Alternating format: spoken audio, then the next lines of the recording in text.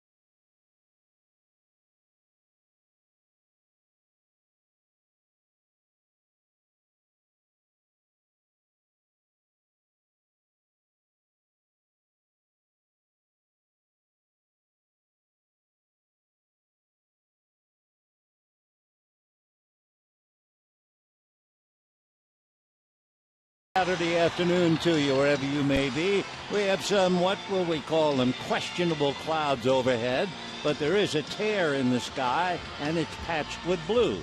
So hopefully we'll get the ball game in without any weather problems. We've already had a wonderful time in the ballpark, saluting members of the Brooklyn championship team of 1955 and the Los Angeles championship team of 1988, and of course 50 years ago, 1965.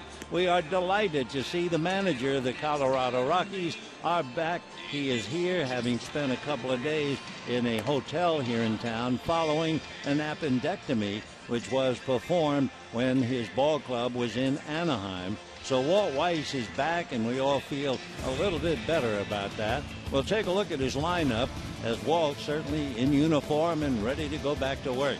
Charlie Blackmon leading off in center field, DJ LeMahieu at second base, Carlos Gonzalez in right, and Nolan Arenado hitting cleanup at third. Corey Dickerson in left, Willen Rosario at first. Michael McHenry gets a chance behind the plate.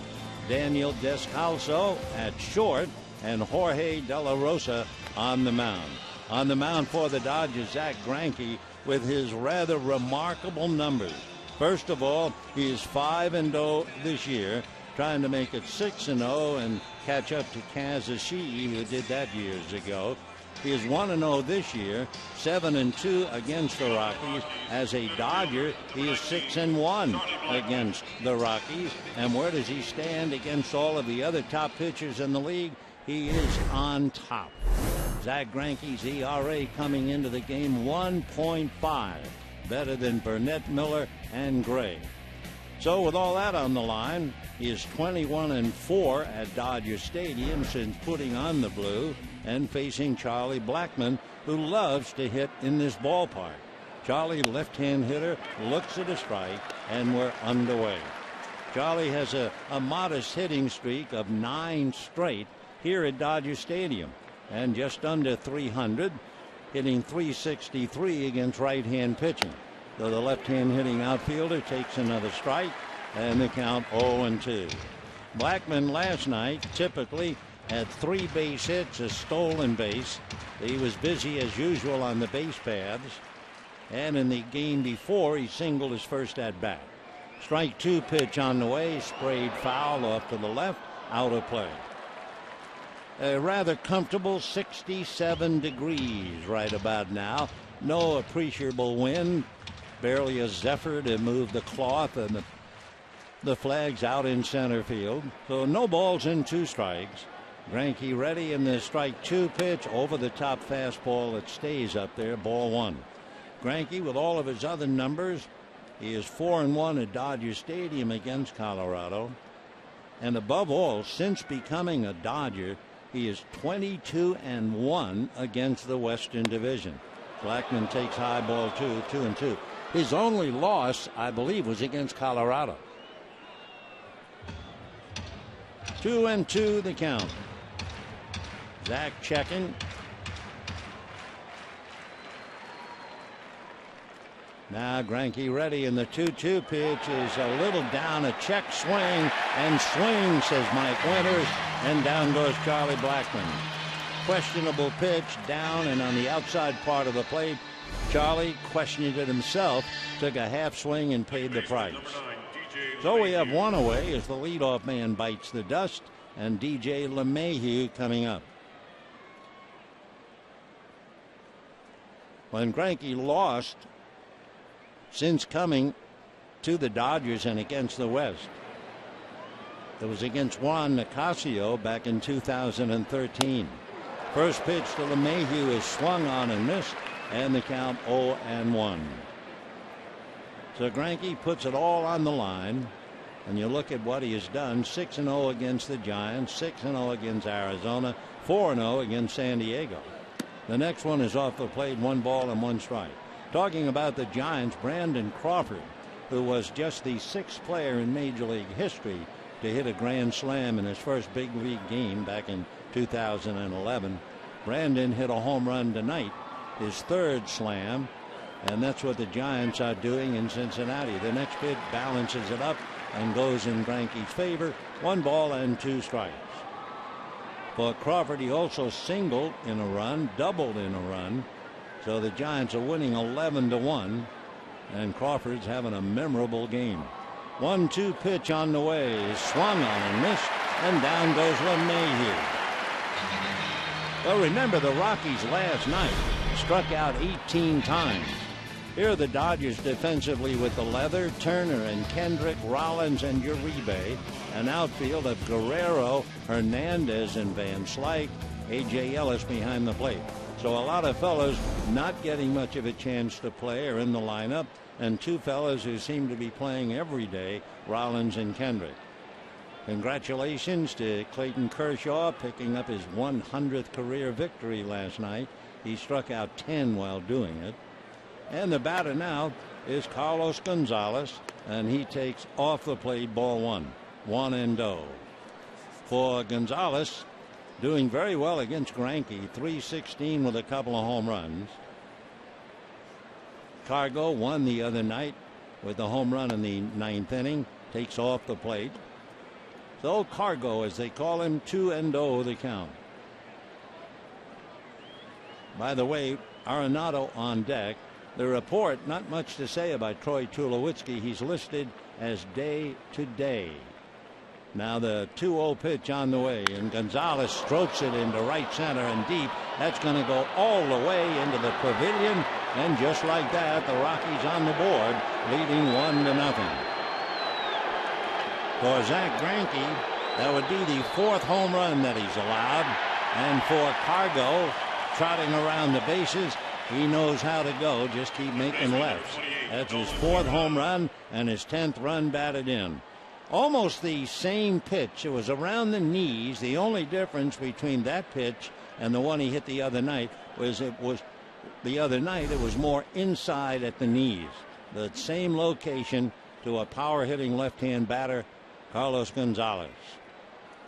So 1-0, and here's Nolan Arenado. Big swing and a foul ball, and the count 0-1.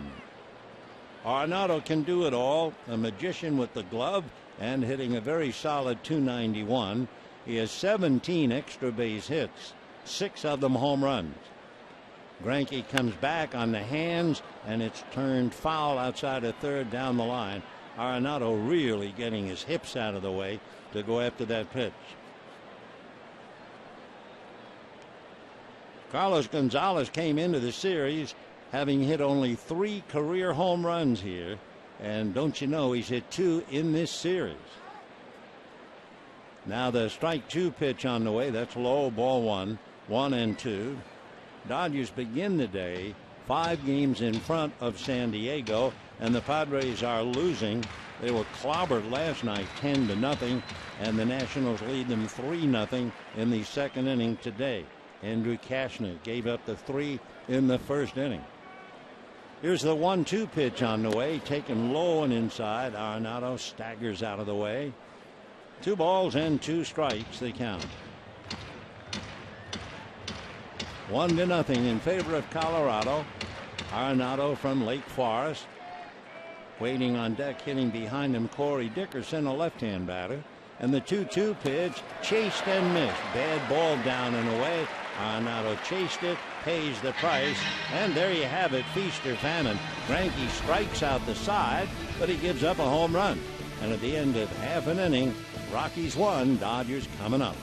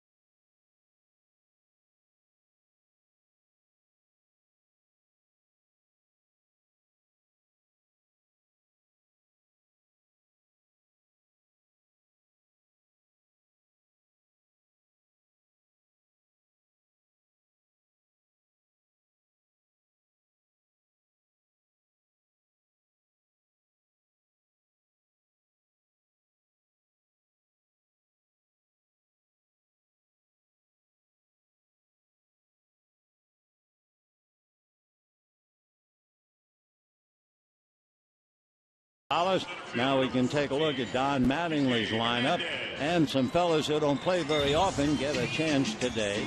Kiki Hernandez leads off in center field. Jimmy Rollins at short, Howie Kendrick at second. They're in there every day. Justin Turner at first. He plays a lot. Alex Guerrero in left. Scott Van Slyke in right. Juan Uribe starts at third base. A.J. Ellis hasn't caught in a while. He'll be in there. And Zach Greinke, the pitcher. On the mound, the left-hander, the man from Monterrey and San Nicolas in Mexico, Jorge De La Rosa. The veteran left-hander had Tommy John surgery in 2011. He is 34 years old. He won 16 games twice for the 2009 Rockies and also the 2013 Rockies. He's just 3 wins shy of Aaron Cook's franchise record of 72 victories. He'll be greeted by Kike Hernandez, hitting .292. Kike, the book on him was he can play almost anywhere, and he's done just that. He takes a pitch high, ball 1. 1-0 the count. Kike with that .292 batting average, a home run, 3 RBIs. Right hand hitter waiting. De La Rosa hesitates, then comes back with a pitch in for a strike.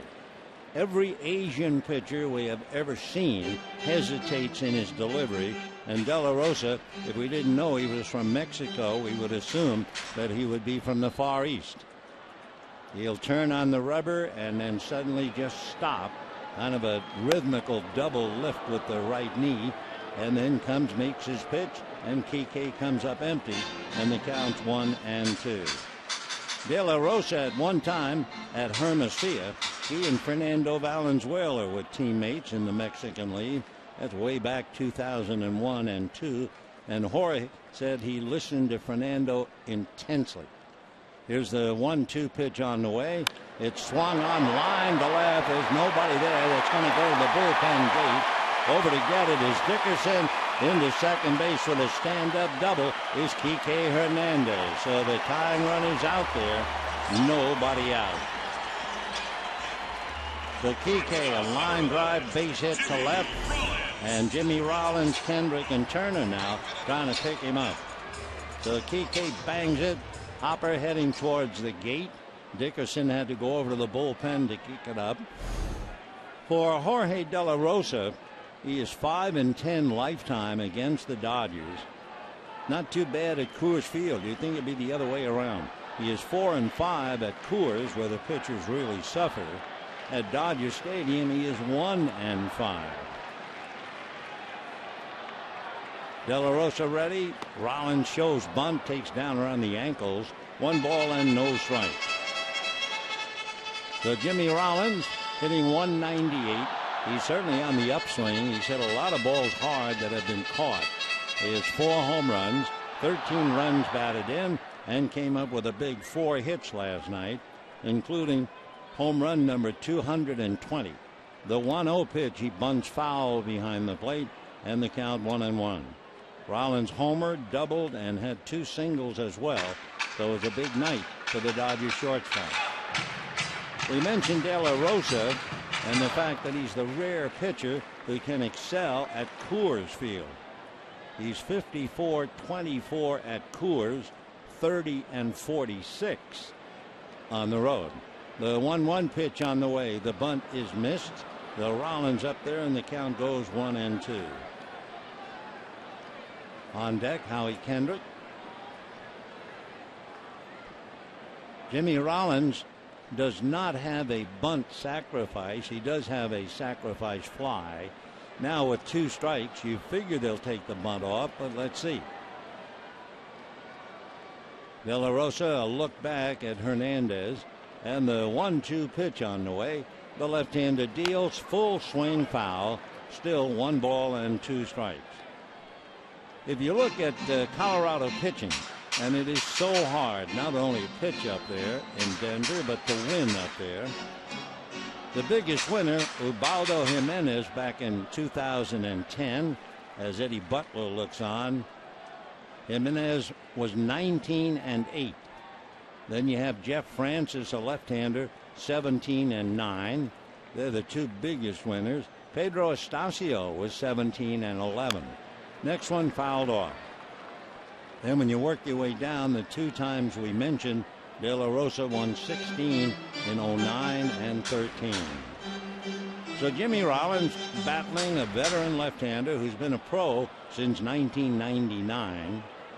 Jorge was originally signed by the Diamondbacks out of the Mexican League in 1998.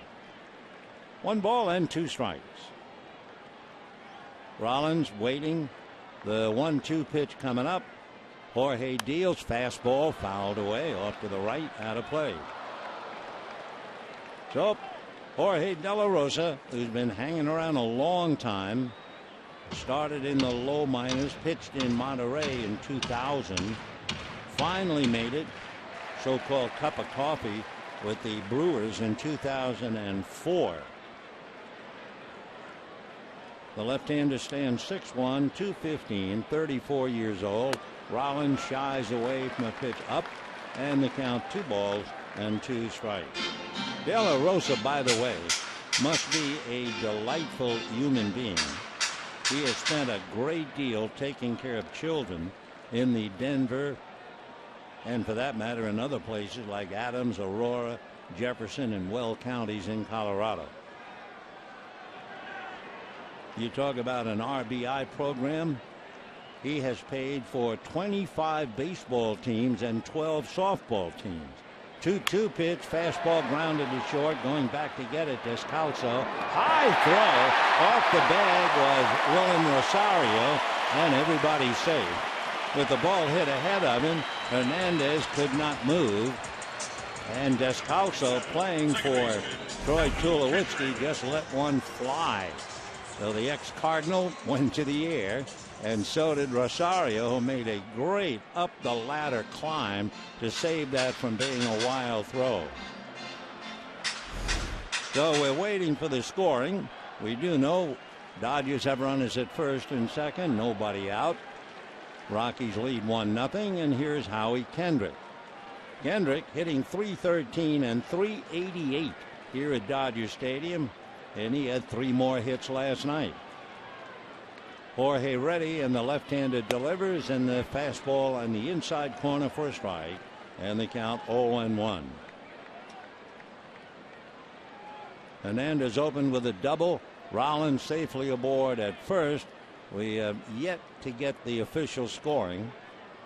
Infield single or throwing error.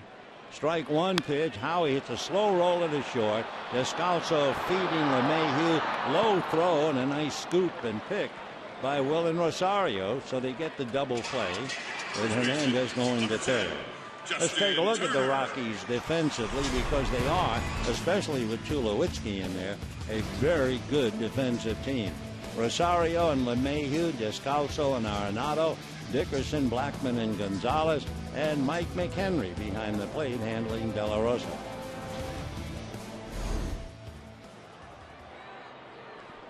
Justin Turner checking in. Dodgers get a leadoff double by Hernandez. Still no further word on that play on Rollins, but we do know Kendrick hit into the double play. First pitch to Turner, ground ball to third. Arenado is up with it, gets it across, so the Dodgers waste the inning as they get a leadoff double plus the second batter, and it's going to be an error charge to Descalso. They put that up now, and at the end of an inning, Rockies 1, Dodgers 0.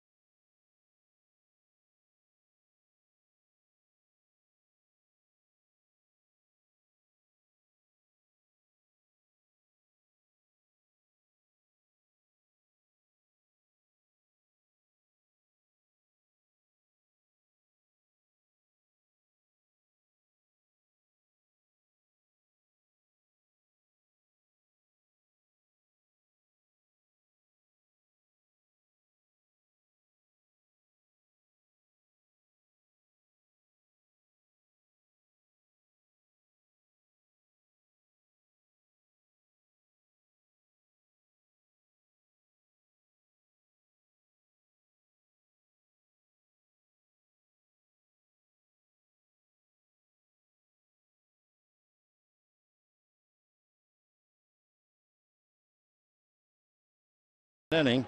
Well, you know about Ether, Valenzuela, Greinke. The other fella is wearing the uniform with Brewer on the back of it. That would be Jim Brewer. He is off to the right as far as, or at least he was. Jim Brewer, a left-hander, pitched for the Dodgers. One of the most delightful men we've ever met. Greinke going to work now. Dickerson, Rosario, and McHenry in that order. Greinke's first pitch, fastball strike, and the count 0-1. Corey Dickerson is not only a good hitter, he's gonna just get better and better. He's hitting .315, 5 home runs, 16 runs batted in, and he is really going to be, I think, a major talent. Strike one pitch on the way, swung on and missed. Actually, when you look at the Rockies lineup, Blackmon, LeMahieu, Tulowitzki, Gonzalez, Arenado, Dickerson. You're talking about some really good players. The problem is pitching, and pitching especially in Denver.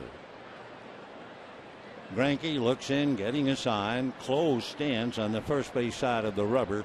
Left foot really in front of the right.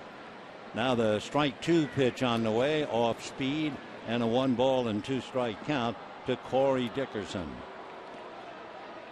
So Greinke down 1-0, came in with that great record. He hasn't lost in his last 14 starts. His record 10-0 over that span. Working on Corey Dickerson, the pride of Macomb, Mississippi. And the 1-2 pitch low and away. 2-2 the count. Corey is 6'2" and 210. Just will turn 26 years old. He was an 8th round pick by the Rockies and came up 2 years ago again last year. Last year he hit .312, and look out this year. 2-2 pitch on the way to Corey, and he has to get out of there. It's in at the thighs. Ball 3. 3-2. Waiting on deck, hitting behind Dickerson, Willen Rosario. Made that leaping catch on that wild throw by Descalso. That saved the inning, that leaping catch. Otherwise, the throw sends Rollins to second and Hernandez to third. 3-2, foul back. Instead, the throw was caught by Rosario. That froze Hernandez at second. So Kendrick then came up, hit into a double play. So Descalso, who was a big almost hero when he doubled in 3 last night, he'll be the 4th hitter in the inning. 1-0 Rockies, top of the second. Outfield really split in center and right center. The 3-2 pitch fouled away.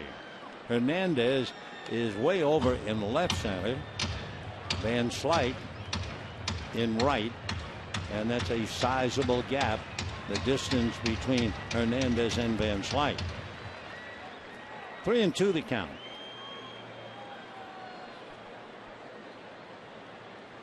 Greinke ready to make his 26th pitch. Off speed, hit down the left field line, slicing and going foul. Boy, that was a lollipop. It was a change up. Must have looked like a basketball to Dickerson, so he took a swipe at it and hit it foul down the line, way up there. And he hit it hard, but foul. So that change curve from Zach Greinke. Dickerson so far with an 8-pitch at bat has fouled off 3, running the count all the way. 1-0 Rockies. We're in the top of the second. Tomorrow the concluding game, and it'll be Mike Bolsinger against Kyle Kendrick. 3-2 pitch coming up. Greinke delivers, and it is swung on and fouled at the plate. So Corey is still there. Actually, Dickerson was twice drafted by the Rockies. He figured the situation looked more attractive the second time around.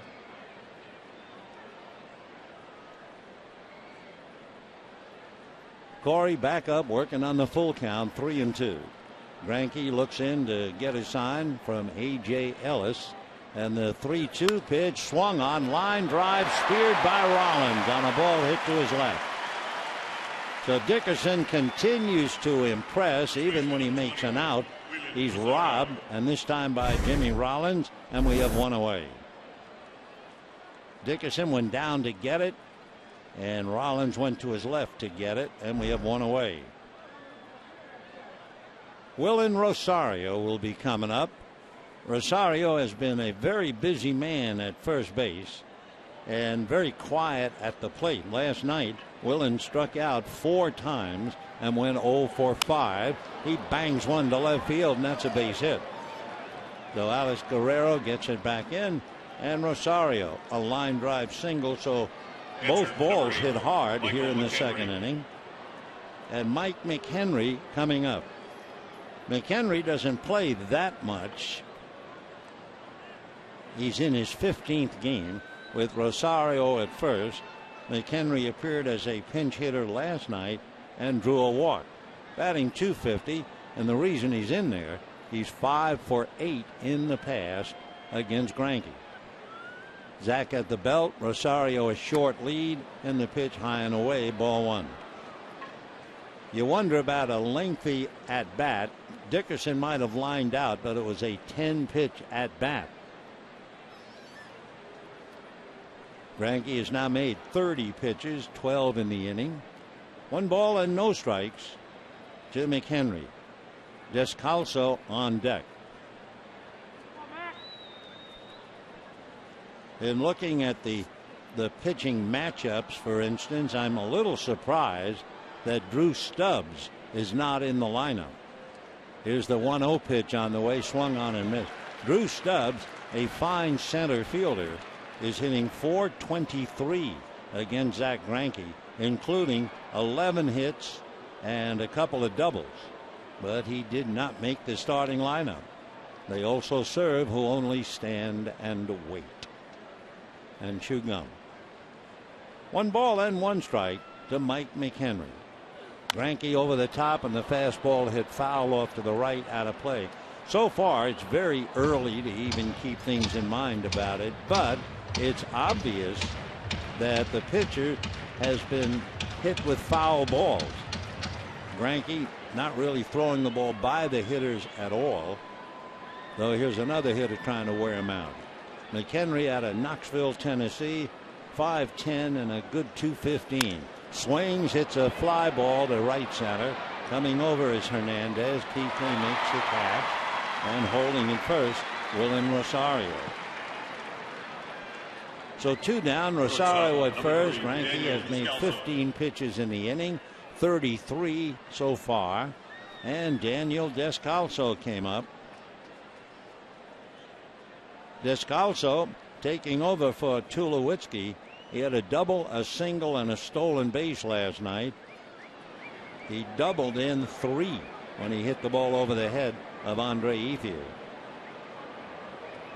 Danny spent about 5 years with the St. Louis Cardinals and takes a strike, and the count 0-1. So Tulowitzki in the dugout, peering through the net. He's day to day. He's got a tight quad. Had to come out of the game last night. Strike 1 pitch off the plate. 1 ball and 1 strike to Daniel Descalso. Dan from San Carlos went to school at University of California, Davis. As a little boy, about 5 years old, played against Brandon Crawford on the soccer field. 1-1 on the way. Descalso has a look. It'll cost him a strike, and the count 1-2. Mark Wegner is the plate umpire. Mark worked a no-hitter. He had Tim Lincecum's no-hitter in San Diego in July of 2013. So the 1-2 pitch coming up. Instead, throw to first. That sends Rosario back on his knees. Willen has not been involved in a stolen base. You don't expect it with the number 8 hitter up there and 2 out. So Descalso, left-hand batter waiting. 1-2 pitch on the way, and that's off the plate. 2-2. Descalso is about 5'10", 190. He was on the U.S. team in 2009 that won the gold medal at the World Cup. 2 balls, 2 strikes. Greinke ready. Here he comes. Line drive, base hit to center. Stopping at second base is Rosario. So again, we're seeing contact. We're not seeing the hitter swing and miss yet. And Greinke in a little bit of trouble as Jorge De La Rosa coming up. Pitch was down, and of course left-hand hitters basically like the ball down around the knees or even a little lower. So Descalso has had 3 hits since he took over at shortstop for Troy Tulowitzki. Though remember, Dickerson was robbed of a hit. Line drive flagged by Jimmy Rollins. Otherwise, Greinke has given up another run. With 2 out, Jorge swings, fouls it back, and the count 0-1. De La Rosa has had 5 at-bats, and he has 2 hits. He has 2 RBIs, and he has struck out once. Pretty good hitting pitcher, Jorge De La Rosa. You have Descalso at first, Rosario at second, 2 down. We're in the 2nd inning. Rockies lead 1-0. Greinke at the belt. Now the strike 1 pitch taken on the outside corner, and the count 0-2. De La Rosa playing professionally since 1999. So understandably, he's paid a lot of physical problems, but here he is. No balls and 2 strikes. The left-hand pitcher, left-hand batter as well. 2 on, 2 out, 1-0 Rockies, 2nd inning. Greinke delivers, waved at and missed. Bad ball down and away. Down goes De La Rosa. That would be the 4th strikeout for Greinke. No runs, 2 hits, 2 left. At the end of an inning and a half, 1-0 Colorado.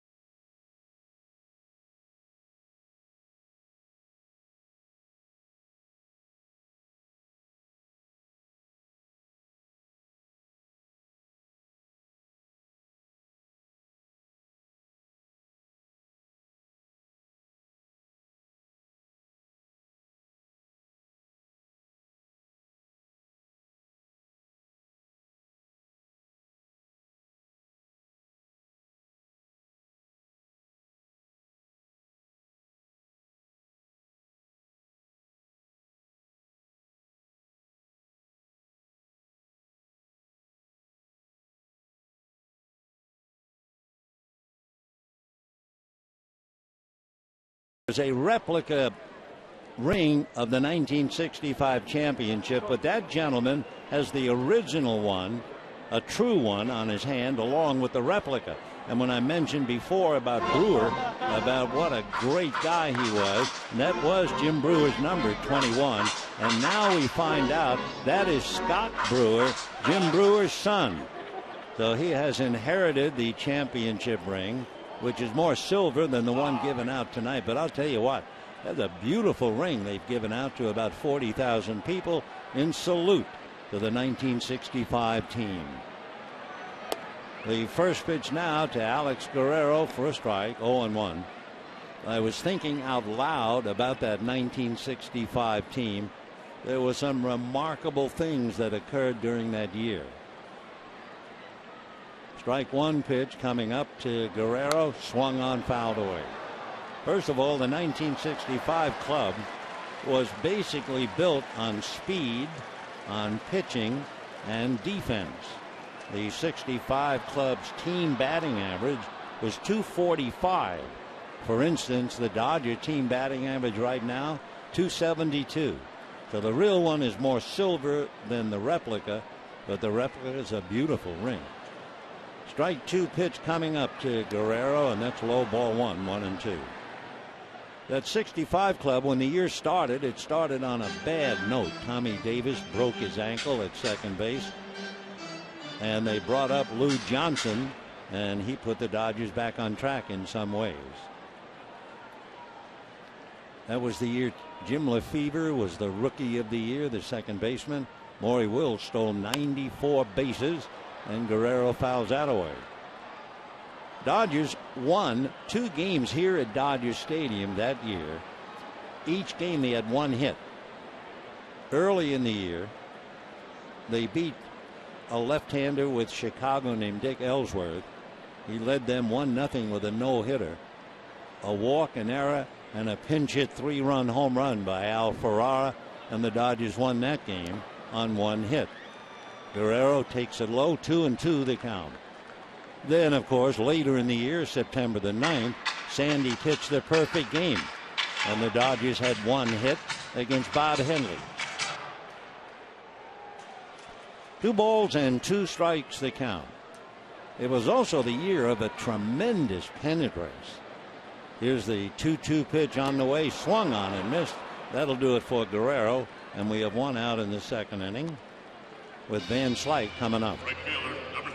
The champion Dodgers in 1965 were in first place all but 16 days. But every day, right on their tails, the San Francisco Giants. Things were building and building, and unfortunately 1965 will also be remembered for the fight. Johnny Roseboro, Juan Marichal, both teams emptying dugouts, a lot of guys throwing punches at a lot of guys. It was a bad moment up there at Candlestick Park in 1965. Here's the pitch to Van Slyke, slow breaking ball, great change curve, and it's in for a strike, and they count 0-1. So the Giants and the Dodgers whacked each other around, and they hung tough the whole year. Strike one pitch is low, 1-1. At one stage, late in the pennant race, the Giants won 14 in a row. But the Dodgers, undaunted, won 13 in a row and 15 out of 16. And the Dodgers wound up winning the pennant. 1-1 pitch. Van Slyke takes inside under the hands, ball 2. And then came the World Series in 1965. And the big headline, Sandy Koufax will not pitch on Yom Kippur. Here's the 2-1 pitch, and Van Slyke swings, doesn't get it. So for religious reasons, Sandy would not pitch game 1. Well, the World Series with Harmon Killebrew and all of those others, Tony Oliva, Zoyo Versalles, they had some great players with Minnesota. It went down to the 7th game. 2-2 pitch to Scott Van Slyke is taken for strike 3 call. 2 down here in the second inning. The 1965 World Series, we can show those watching on television a little bit of it. Jim Cott was one of the wonderful pitchers, and game 7, the big home run by Sweet Lou Johnson. But the big thing about game 7 was what happened before it. It was a rainy, drizzly day in Minnesota. Here's Juan Uribe, and the first pitch to Juan hit foul outside of third, and the count 0-1. So there was the surroundings, final game, ballpark packed, wet infield and outfield, and in the Dodger bullpen warming up side by side, Sandy Koufax and Don Drysdale. How'd you like to be the manager to look out, and you're looking for your starting pitcher? Strike one pitch, Uribe takes at the feet. Well, Alston decided on Koufax, even though Sandy would be pitching on 2 days rest. That's right, 2 days. But he felt that if Koufax got in trouble, Drysdale could warm up quicker than vice versa. 1-1 pitch is low, ball 2.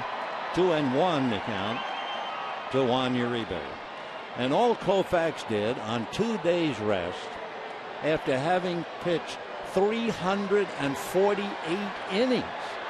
2 days rest, he shut down Minnesota 2-0 on a 2-hitter, struck out 10, and had one pitch. The only pitch Koufax had that day, a fastball, and obviously it was a beauty. 2-1 pitch to Uribe, check swing foul. The 65 Dodgers at home hit 26 home runs in the 81 home games. This year's Dodgers have already out-homered them 31 home runs in 20 games. As we said, that 65 club was speed, pitching, and defense. Uribe, a towering fly ball to right. Gonzalez comes to the line, foul ground, and makes the catch for the out. So it's a 1-2-3 inning for Jorge De La Rosa. The big replica ring outside to give folks a chance to have their picture taken with it. It is a day of nostalgia. It is a day of just plain feeling good. 1-0 Colorado.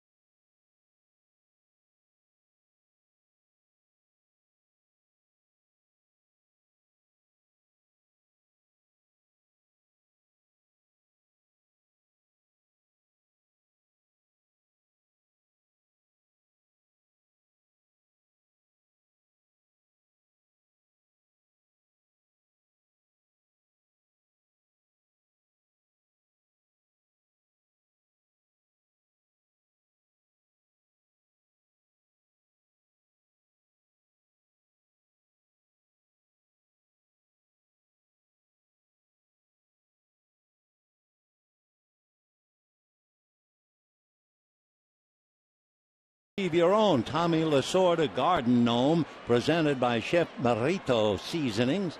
Get yours May 25th at 5:10. Dodgers playing the Braves. Go to Dodgers.com/promotions. Third inning, it'll be the top. Charlie Blackmon leading off. Big chopper up the middle. Jimmy Rollins on it, right at the bag to throw him out. So Blackmon, first ball swinging, taps to short. And we have one down. DJ LeMahieu struck out in the first inning.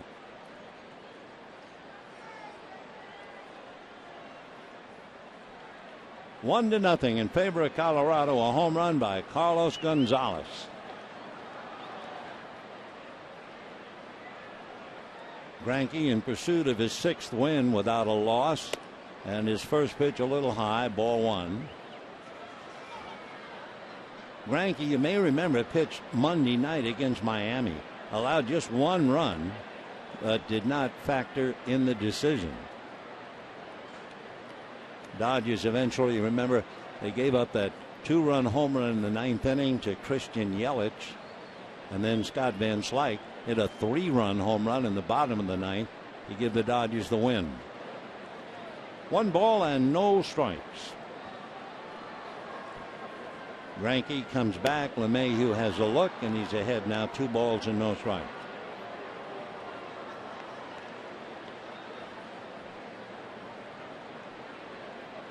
Last night we were congratulating Clayton Kershaw on his 100th career victory as LeMahieu fouls it back. Zack Greinke's been around a little bit longer than pitching since 2004. So Greinke has 128 career victories, and most of them home. 75 victories at home, 53 victories on the road. The next pitch in there for a strike, and they count 2-2. The difference for Greinke, home wins and losses, a +41 at home and a -3 on the road. 2-2 pitch on the way is taken low and away. 3-2 the count. We'd have to break down Kershaw's home and away to kind of compare it to Zack Greinke. And we will. The clean shaven Clayton Kershaw.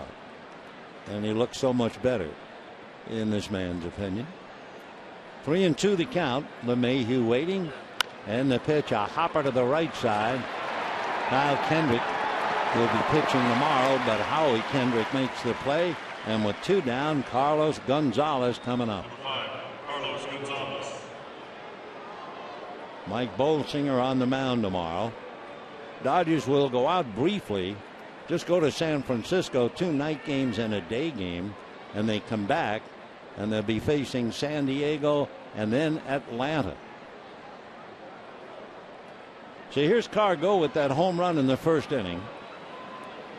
Greinke ready and delivers, and the first pitch, a chopper to first, backhanded by Turner, feeding Greinke coming over, and it's a 1-2-3 inning. And the big thing, just a few pitches, 8 pitches to retire the side. And at the end of 2.5 innings, 1-0 Colorado.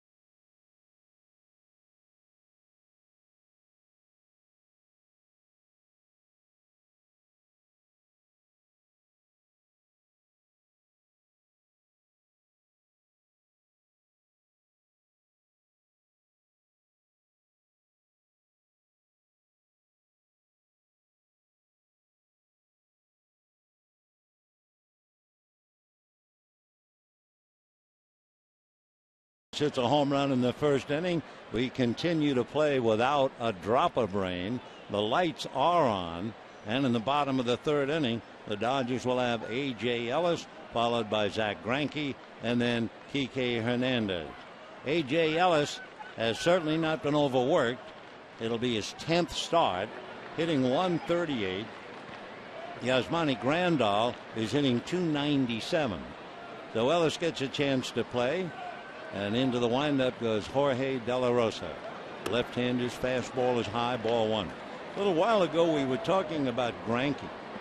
75 wins at home, 41 games above 500 at home, 3 games under 500 on the road. The 1-0 pitch in for a strike. So naturally you might think, well, what about Kershaw? Kershaw is 28 games above 500 at home and 21 games above 500 on the road. 1-1 pitch is fouled away. Again, however, to match him up, Kershaw has 100 wins. Greinke has 128.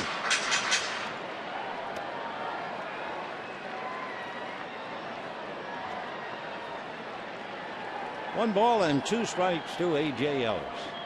De La Rosa turns, and his 1-2 pitch on the way. Fastball grounded wide to third. Arenado comes up with it, guns it to first, and just like that, 1 away. So the Dodgers leadoff man, Kike Hernandez, doubled to the bullpen gate in left field. That's the only Dodger hit, and he failed to do anything, taking third on a double play ball, and that's as far as he went. So Greinke about ready. Good hitting pitcher. You know, he does have a Cy Young award. He has a Gold Glove, and he also has a silver bat. So Greinke has a closet full of major awards. Big swing and a miss, and the count 0-1. 1 run, 3 hits for Colorado. No runs, 1 hit for the Dodgers. Greinke's made 49 pitches. De La Rosa has made 36. Strike 1 pitch on the way. Greinke looks, and it's low and away. 1 ball and 1 strike.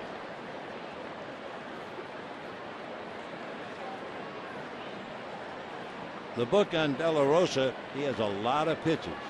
The 1-1 pitch on the way is swung on. A high fly ball into left center and deep. Back to the wall, and making the catch is Charlie Blackmon at the left center field wall. Charlie made it look easy. Meanwhile, Corey Dickerson might have shaken himself up a little bit. Oh, what a wonderful play. And now Blackmon gestures to Walt Weiss, come on out. Our left fielder is shaken up. Take a look. Greinke hits it a long way. Blackmon makes it look easy on the dead run to one-handed. But what happened to Dickerson? Dickerson just to the left, pulls up. Both hands hit the wall. Now we'll see another look at Corey. He jams on the brakes. I'm not sure if he... Well, let's watch him. He's limping. Yep. I think it was the left leg, the left foot. So Walt Weiss, fresh from the appendectomy, goes all the way out there to left center to make sure that very talented Corey Dickerson is all right. Here's another look. Corey jamming on the brakes. Don't see any twist or anything. Yeah, really hard to tell. They're still checking on him. So a long out by Greinke, and we will see now about Corey Dickerson. I think he's going to stay in. I think he wants to stay in. So for Walt Weiss, who was in bed with the appendectomy, he has to take that long walk to left center, and now carefully going back to the dugout. Because that reminds me of Matt Holliday. Matt Holliday had his appendectomy and scored the winning run 9 days later. That's not bad. So Weiss actually breaking into a jog.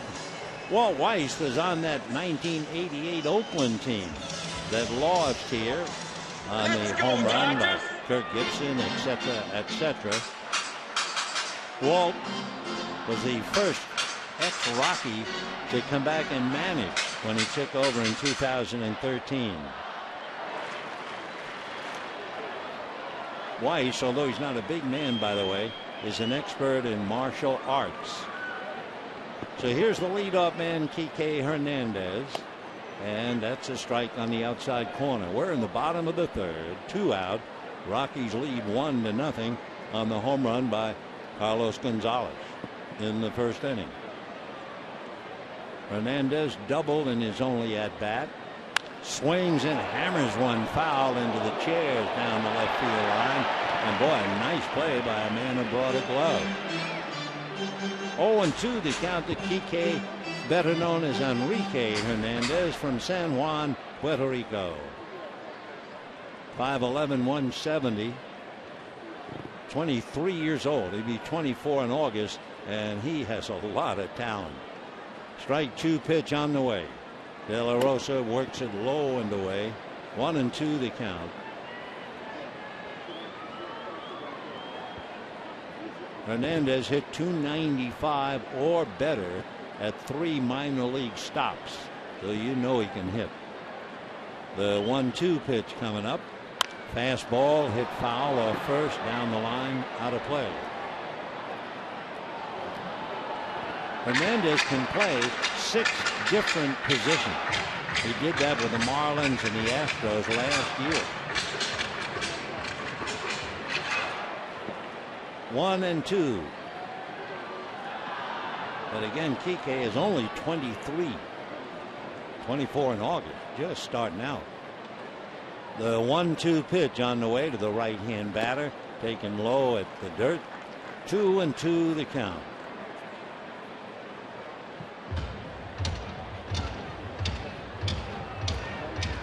Hernandez facing Jorge De La Rosa, and Kike obviously has a pretty good sense of humor.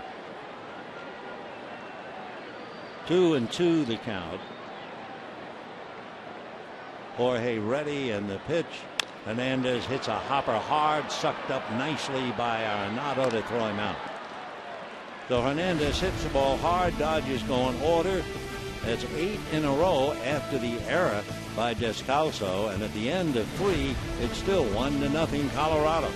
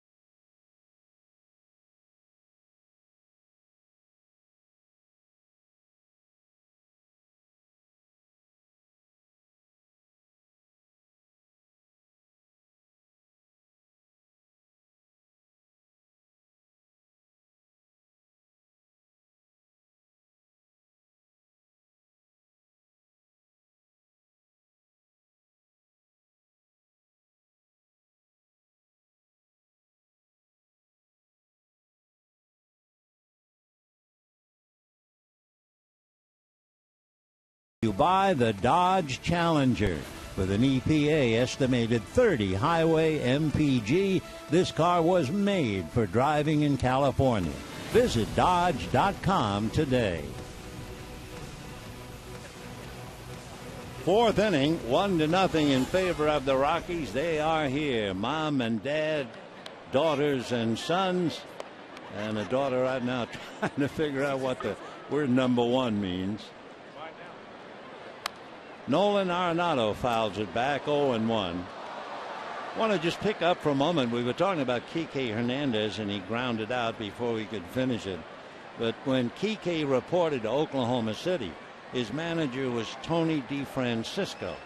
Now, Kike, with the name Enrique Hernandez, he's from San Juan, Puerto Rico. 1-1 the count to Arenado. So Tony went over and said, "How was your English?" And just for the fun of it, Kike said, "English not good, English not good." So for about a month, every time DeFrancisco wanted to talk to Kike, he brought an interpreter along. Now everybody on the team knew that Kike spoke perfect English as well as perfect Spanish. And after about a month, they had a big team meeting, and Kike finally stuck his hand up in the air, and Tony said, and now Tony was puzzled because he didn't think he spoke English. And Hernandez got up on his feet and said, "Skip, I speak English very well. We've just been messing with you. Oh, that was his break-in at Oklahoma City. But the word got out, and everybody knows he speaks Spanish and English perfectly. High fly ball to left field. Going back on it is Guerrero. Still on the grass. One away. So Arenado, who has had a little 8-game hitting streak here at Dodger Stadium, flies deep to left. That disturbs Greinke a little bit as Nolan goes back to the dugout. Corey Dickerson hurt himself a little bit on that long out hit by Greinke, and he is not coming up. Drew Stubbs is going to be the batter. And remember, at the start of the game, we said, I wonder why Drew Stubbs isn't in the lineup.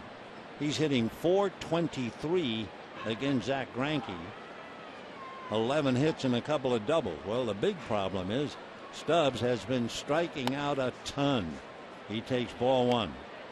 He has struck out 25 times in 40 at bats. So he's only hit the ball 15. Stubbs last night struck out 3 more times. 1 ball and 1 strike to Drew. So Corey Dickerson did something to his left knee, ankle, foot, the left leg, and he's had to leave. 1 ball and 1 strike to Drew Stubbs. Ground ball to Kendrick.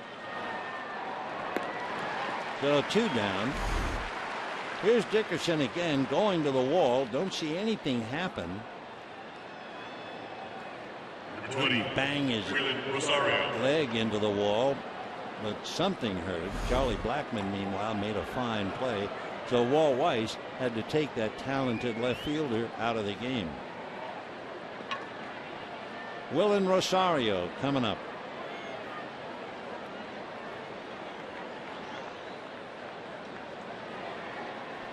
Rosario singled to left field in the 2nd inning. Made a huge leaping save of a wild throw by Daniel Descalso. If Rosario doesn't make that catch, the Dodgers figure to score in the 1st inning and tie up the game. Descalso hitting not behind Rosario, but he's hitting behind McHenry. 1 ball and no strikes to Rosario.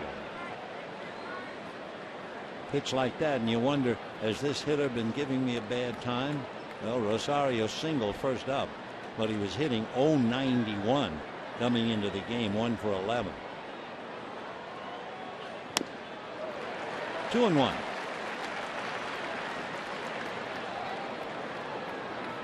We have a sky that will not make up its mind. We have some blue sky directly overhead with wisps of white clouds. And it is dark beyond the hills in center. 2-1. And a fly ball into right center. It's going to drop in front of Van Slyke. So Rosario came into the game hitting .091 against Greinke, and he's 2 for 2. Single to left, single to right. 4 hits now and a run against Greinke. McHenry, a fly ball to center field. The backup catcher hitting .241. McHenry from the same town, Knoxville, Tennessee, that produced Todd Helton. As a kid, McHenry remembers going to watch games at the University of Tennessee and watch Todd play. Later on, when he was 14, he met Todd when he was playing for a high-level baseball organization team. We would call travel teams now. 2 balls and no strikes. McHenry, signed by the Rockies, came up in 2010 and then spent 3 years with the Pirates before coming back.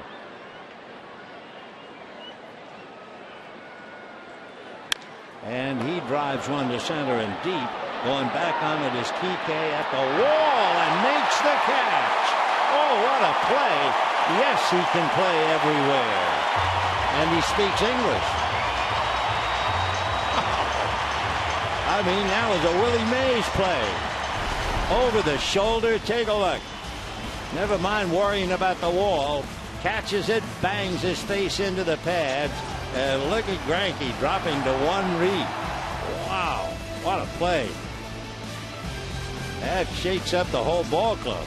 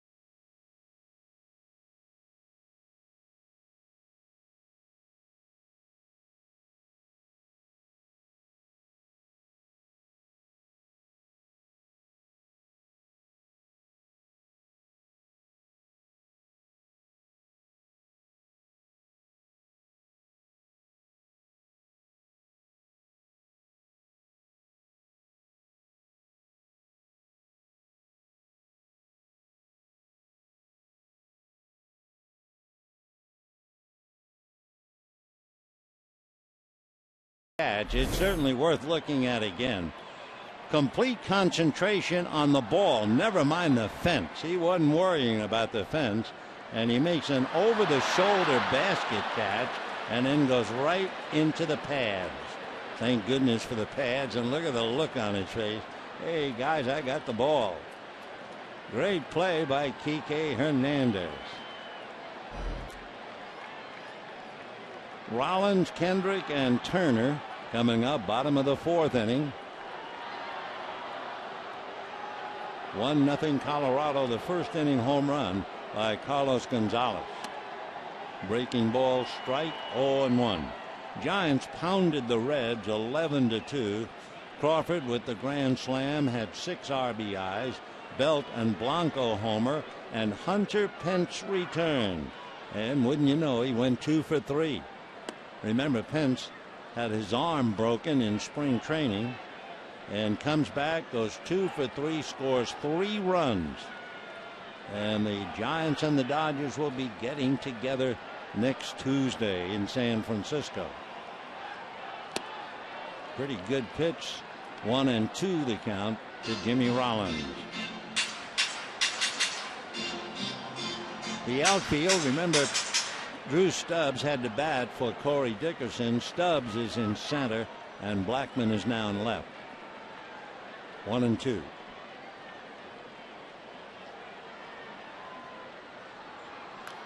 Fouled away. So we've seen 2 fine plays in center field. Charlie Blackman on the dead run, one-handing the ball as he was going to the left center field fence.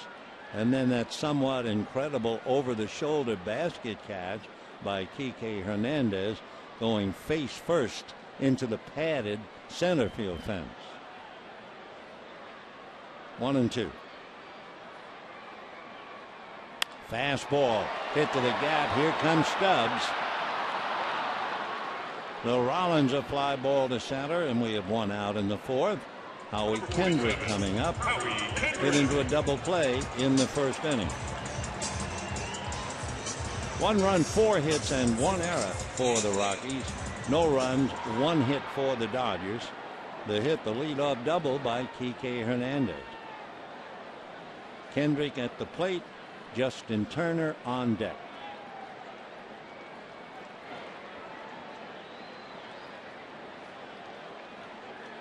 Fastball chopped to third.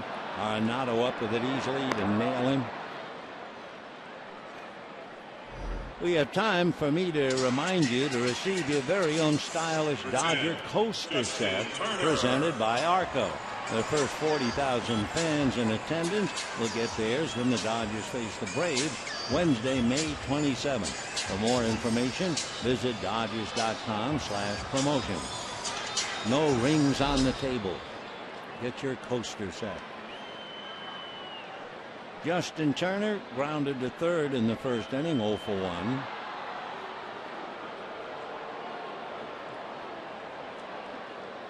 One run, 4 hits for the Rockies. Ball 1. Dodgers have won 6 of the last 7 and 9 of the last 10 going back to last year against Colorado.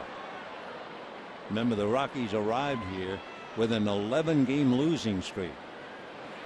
Flipped that nicely. 1-1. That's such a great pitch. If you don't tip it off, you have to have the exact same arm speed as your fastball. But if you can do it, it's something. Comes back low, 2-1 the count. The Kike Hernandez sitting back in the dugout. I'm sure everybody talking to him about that catch. That really was a highlight film catch. Talking to Andre Ethier and Jock Peterson, who's made a few of his own. Big chopper to short. Descalso is on it. This time right on the money. So the Dodgers tiptoe through the 4th. And at the end of 4, it's 1-0 Colorado.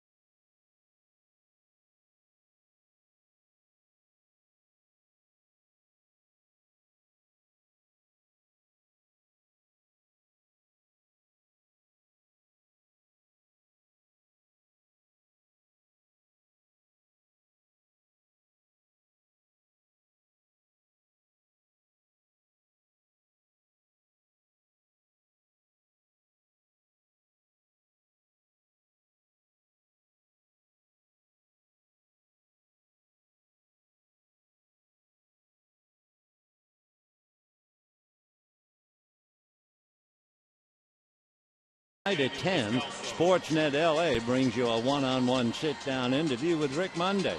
Get connected with the former All-Star. He'll discuss about being recruited to the Dodgers by Tommy Lasorda. Don't miss Connected with Rick Monday. It'll be tonight at 10, only on Sportsnet LA.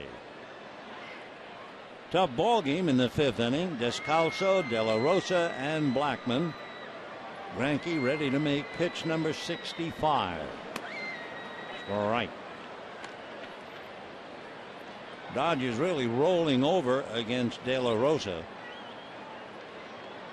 He's retired 11 straight, 7 of them on the ground, including a double play ball.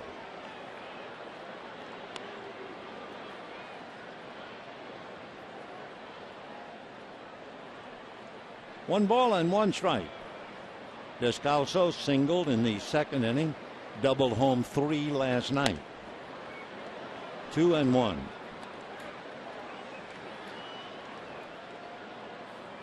Greinke saw one of the top plays on that great ball he hit.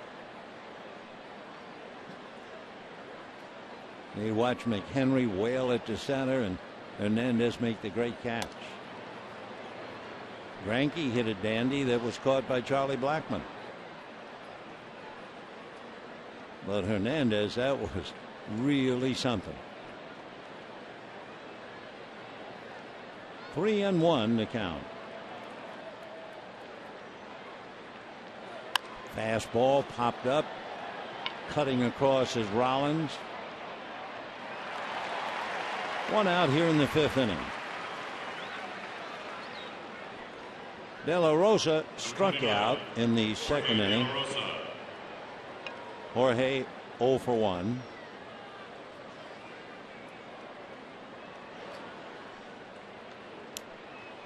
When the Dodgers come up in the bottom of the 5th, Guerrero, Van Slyke, and Uribe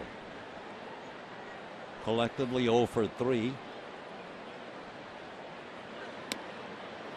And ball 1. The leadoff man Charlie Blackmon on deck.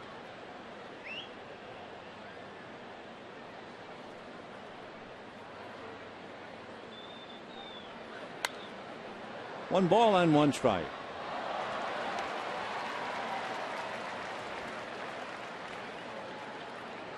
You ever look up at the clouds and imagine something? Just above the left field foul pole, there's a hole in the crowd, and I looked up there and I see almost a shark. There's a shot up the middle. Great save by Rollins on his knees. Throws. Got him. Wonderful play by Jimmy Rollins. De La Rosa doesn't run well. But boy, that was a great play, and he's robbed of a hit. 2 down. Jimmy fully extended, makes the catch, scrambles, and on one knee has enough over to Turner to nail De La Rosa. Charlie Blackmon is struck out, grounded out 0 for 2. So we're seeing it all. We're seeing pitchers throw strikes. That's the key. You throw strikes, everyone on the field on his toes, and they're all capable of making great plays, and we're seeing a few already.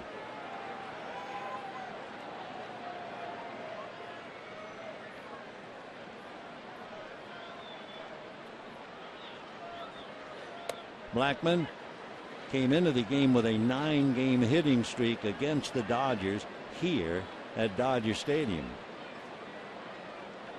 Charlie's a fine player, good hitter, and can play all over the outfield and steal bases. Out. The Greinke hits Blackmon, and Charlie will go to first for the 3rd time this year. Blackmon has been hit by a pitch. Take another look. Got him on the shoulder. For Greinke, that would only be the 2nd man that he has hit this year. Now Blackmon is a threat to steal. He will certainly plant that thought in Greinke's mind. He has stolen 5 out of 7. And right away they're going to go after him. DJ LeMahieu has struck out and grounded out.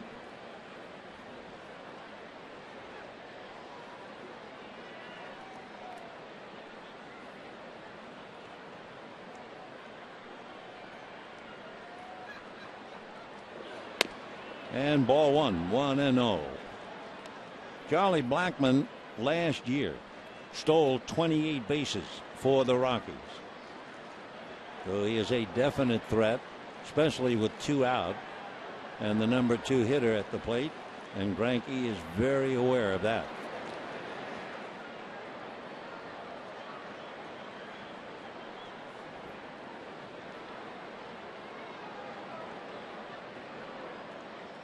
One ball and no strikes to DJ LeMahieu. Fouled away. Upstairs, 1 ball and 1 strike. Pretty good fastball at 91.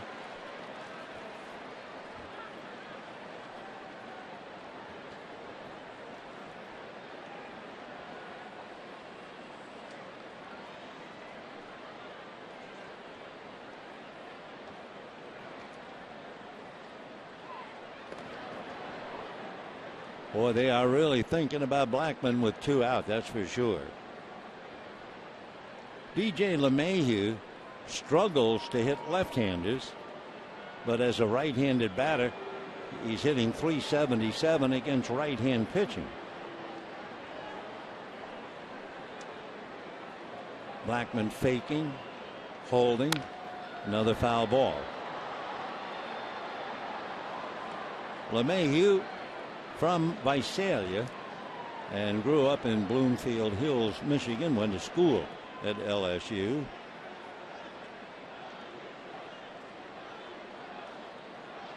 DJ's dad, a computer consultant, and his mom is a facility manager. 1-2. Blackmon held on by Turner.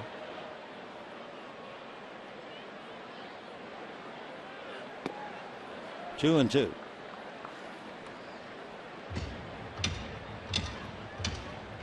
Rockies sent Ian Stewart and Casey Weathers to the Cubs, picking up DJ LeMahieu.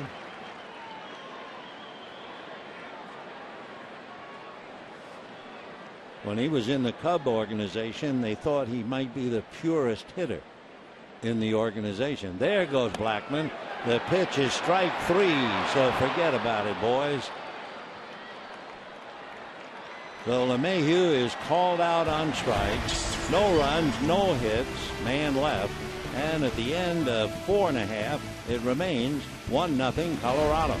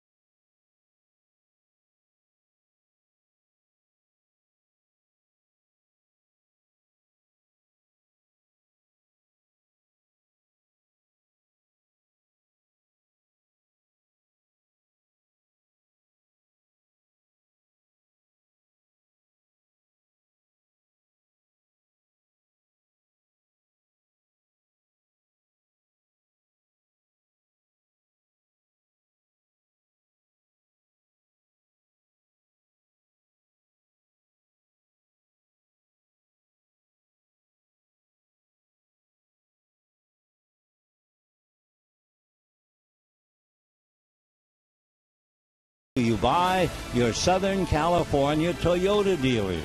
Save big on any 2015 Camry now at the Toyota Time Sales Event.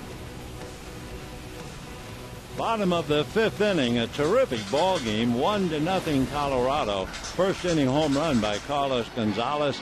We still have gathering ominous clouds all around us, but the game is rolling on without a drop of rain. Because the pitchers are so locked in, we have not had a walk. We do have 1 hit batter. So we've had some wonderful defensive plays. So now the Dodgers have Guerrero, Van Slyke, and Uribe. Guerrero and Van Slyke each struck out.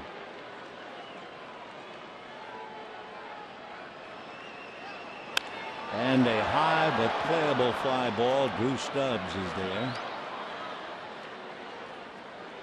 1 out in the 5th inning, and the batter will be Van Slyke.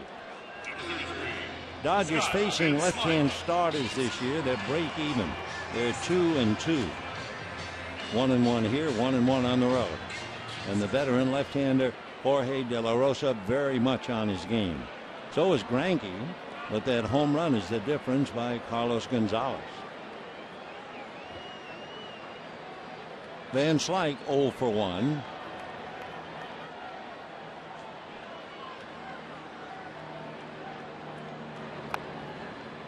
A little low, ball one.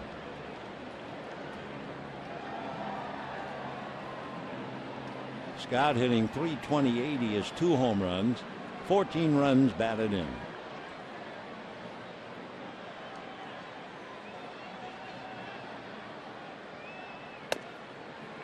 And that's inside. 2-0 the count.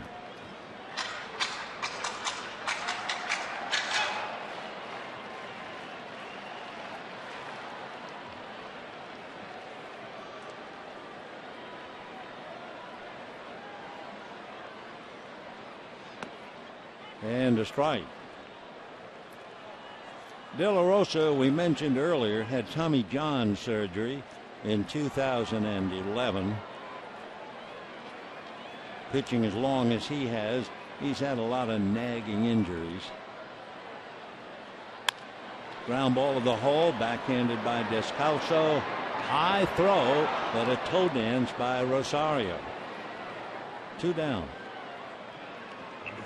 Descalso may be a little rusty on his throws, because usually Tulowitzki is playing. Arenado over to say something encouraging to him. So Juan Uribe checking in. And talking about De La Rosa and his injuries, groin injury, sore elbow, blisters in the middle finger, strained elbow, strained groin, torn tendon in the middle of his throwing hand, one of the fingers, Tommy John surgery, elbow surgery, and he gives up a long fly ball and the 3rd out. So he's just rolling along. He's retired 14 in a row, and at the end of 5, 1-0 Colorado.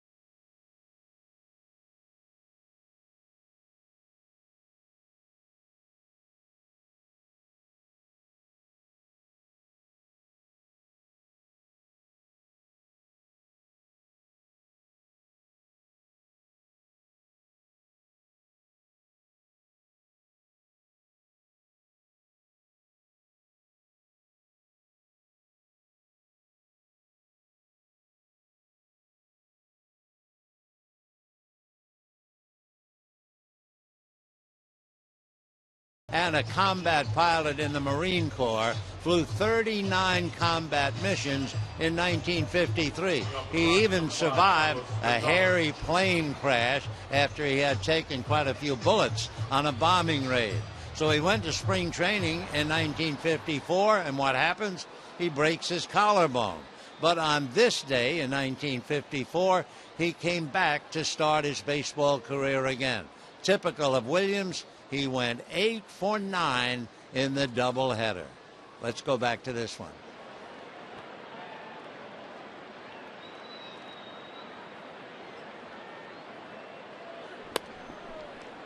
Ball 1 to Carlos Gonzalez. He's the difference in the game.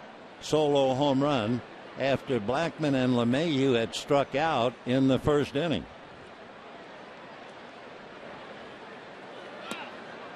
2-0.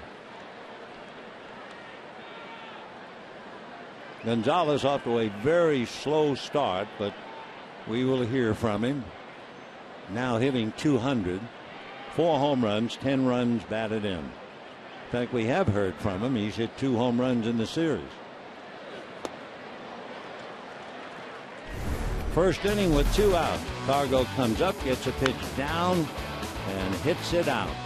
No doubt about it. And that's it. 1 run, 4 hits for the Rockies. No runs, 1 hit. That was a leadoff double by Kike Hernandez. 3-1. Greinke otherwise has pitched very well, but he's being outpitched right now by De La Rosa, who has retired 14 in a row. Change drops in nicely. 3-2 to Carlos Gonzalez.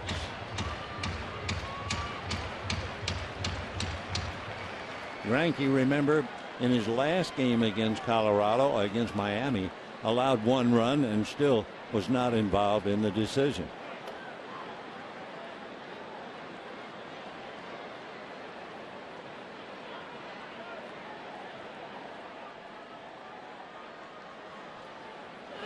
Fastball lifted to left field. It's playable. Guerrero is there. So 1 out in the 6th inning. Nolan Arenado coming up. Nolan struck out, fly to left, 0 for 2.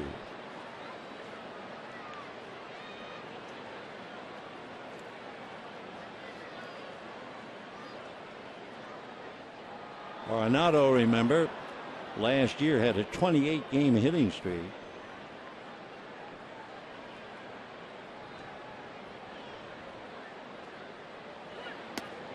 And ball 1.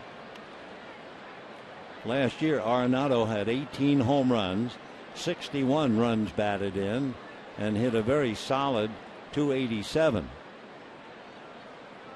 He's hitting .286 right now with a half a dozen home runs. Fastball alley. 1-1 to count to Nolan.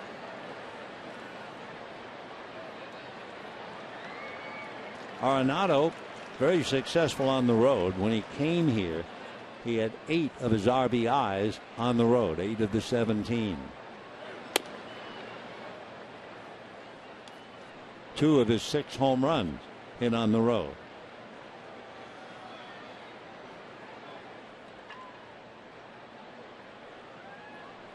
Two balls and 1 strike. Check. They're going to look. Swing, says Marty Foster. And a 2-ball, 2-strike count. Arenado, with all of his ability, is only 24. I mean, he's really just starting.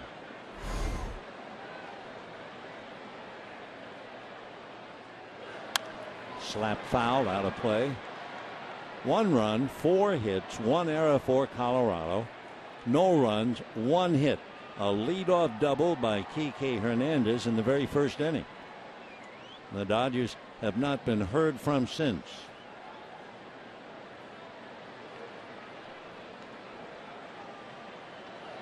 Off speed, whack to right center. Hernandez makes the play. So 2 down on fly balls here in the 6th inning. Drew Stubbs coming up. So Corey Dickerson did something to a leg on that long out. The drive that Greinke hit that was caught by Charlie Blackmon. Corey had to leave. Stubbs takes over in center. He grounded out in the 4th inning. Ball 1.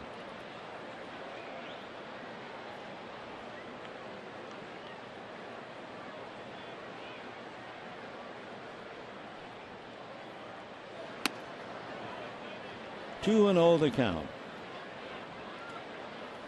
Stubbs started off on a low note. He went 0 for 21. Then he hit a home run in San Diego.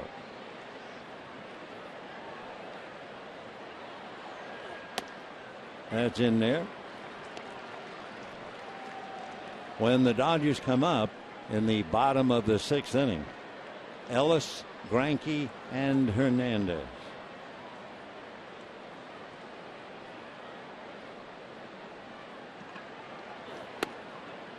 High fastball, 3-1 the count. Waiting on deck, Willen Rosario, the first baseman, who was hitting .091 against Greinke and is 2 for 2 today with singles. 3-2 the count to Stubbs.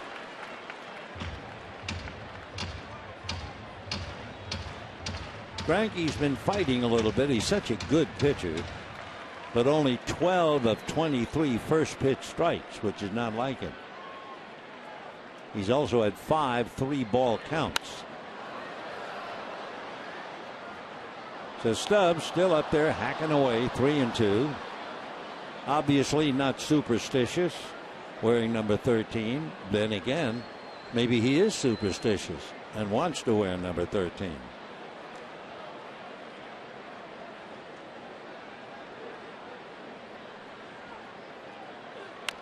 Fouled away.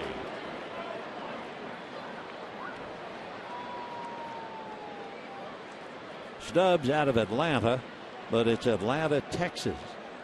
Did you know there was an Atlanta, Texas? It's near Texarkana in the northeast corner of the state. Population a little more than 5,000.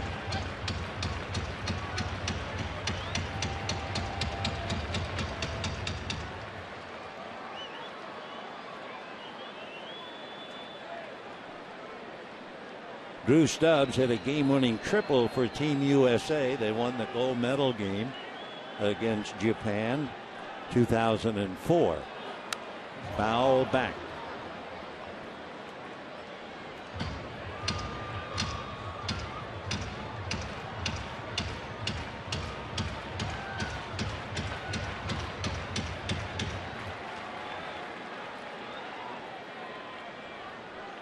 Still 3-2.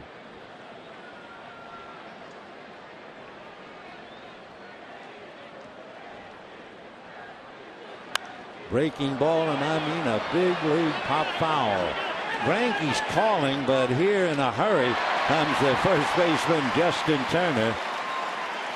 Greinke figured maybe no one could get there, but Turner came, puts it away, and down go the Rockies. And at the end of 5.5, still 1-0 Colorado.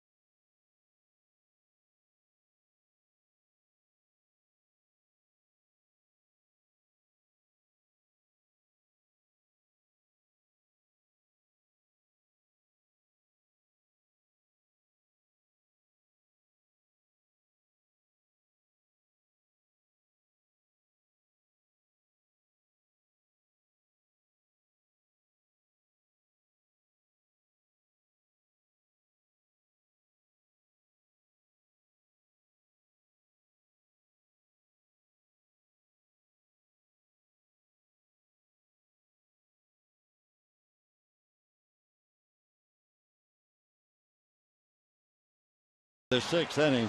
What's ahead for Los Angeles? Well, a little more with Colorado tomorrow. That will be Mike Bolsinger and Kyle Kendrick. Then the Dodgers go to San Francisco Tuesday and Wednesday nights. Thursday afternoon, they'll get home early in time for dinner and get ready to play San Diego, followed by Atlanta. Meanwhile, they have the bottom of the 6th inning. Jorge De La Rosa has been absolutely brilliant, retiring 14 in a row. Greinke has made 100 pitches. De La Rosa had made only 61. Sergio Santos now is up in the Dodger bullpen. Greinke due to bat second, and he is out on deck. 0-1. Ground ball, backhanded by Arenado. One away. So Ellis twice grounds to third. 15 in a row retired by De La Rosa. Now let's see. Greinke is not going to come up. Jock Peterson is going to come out of the dugout and bat for him. So Greinke gave up 1 run his last game and was not involved, and he gives up 1 run tonight. 6 innings, 4 hits, struck out 5, no walks, did hit a batter. Tough time to come out of a game. And remember, Greinke hit that ball in the 3rd inning to deep center when Charlie Blackmon was playing. So Jock Peterson try his hand against the veteran left-hander Jorge De La Rosa. Peterson's been fighting it a bit. Jock coming into the game hitting .243. 0-1.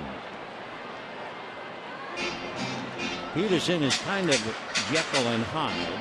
He's walked a lot, 28, but he strikes out a lot, 44. 0-1.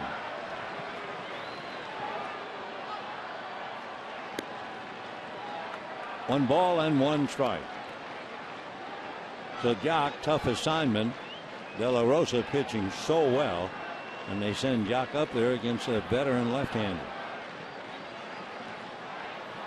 1-1. And line drive foul. 1-2. De La Rosa is doing it. There's only been 5 swings and misses, but also no 3-ball counts. In fact, he's had only 7 2-ball counts. He's allowed 1 hit. 2-2. That's about as hard as De La Rosa has thrown, 93. He doesn't do that very often. He's a very knowledgeable pitcher. He's won 16 twice.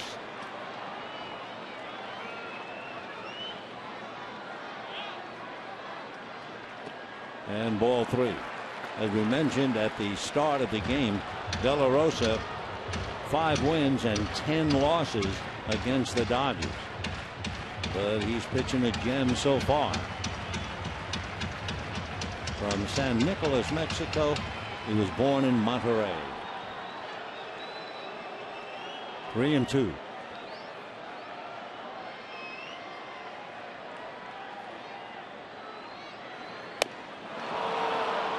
So Peterson trying to hold his temper, strikes out for the 45th time.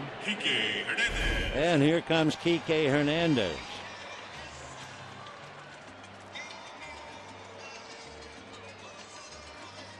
Looking at the plate umpire, small consolation to be told you did swing at a strike. De La Rosa struck out 2 men in the 2nd inning. Now he gets Peterson for 3 strikeouts. Here's Kike, doubled in the 1st inning. Little did the Dodgers know that would be their only hit, with 2 out in the bottom of the 6th. 16 in a row retired by De La Rosa. 2-0.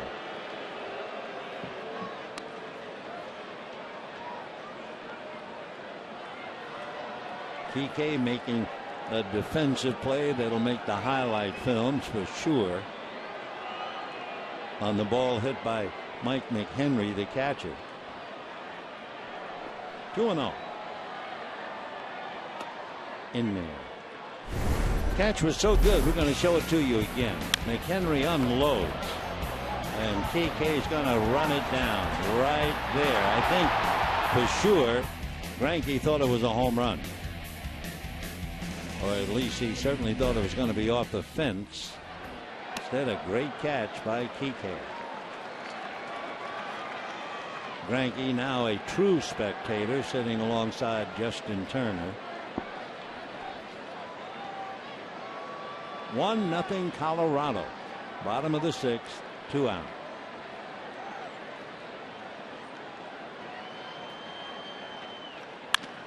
Chopper to short. Descalso. Perfect throw this time. So that's 17 in a row retired by De La Rosa. For Greinke, it's been a short night, and at the end of 6, it's still 1-0 in favor of Colorado.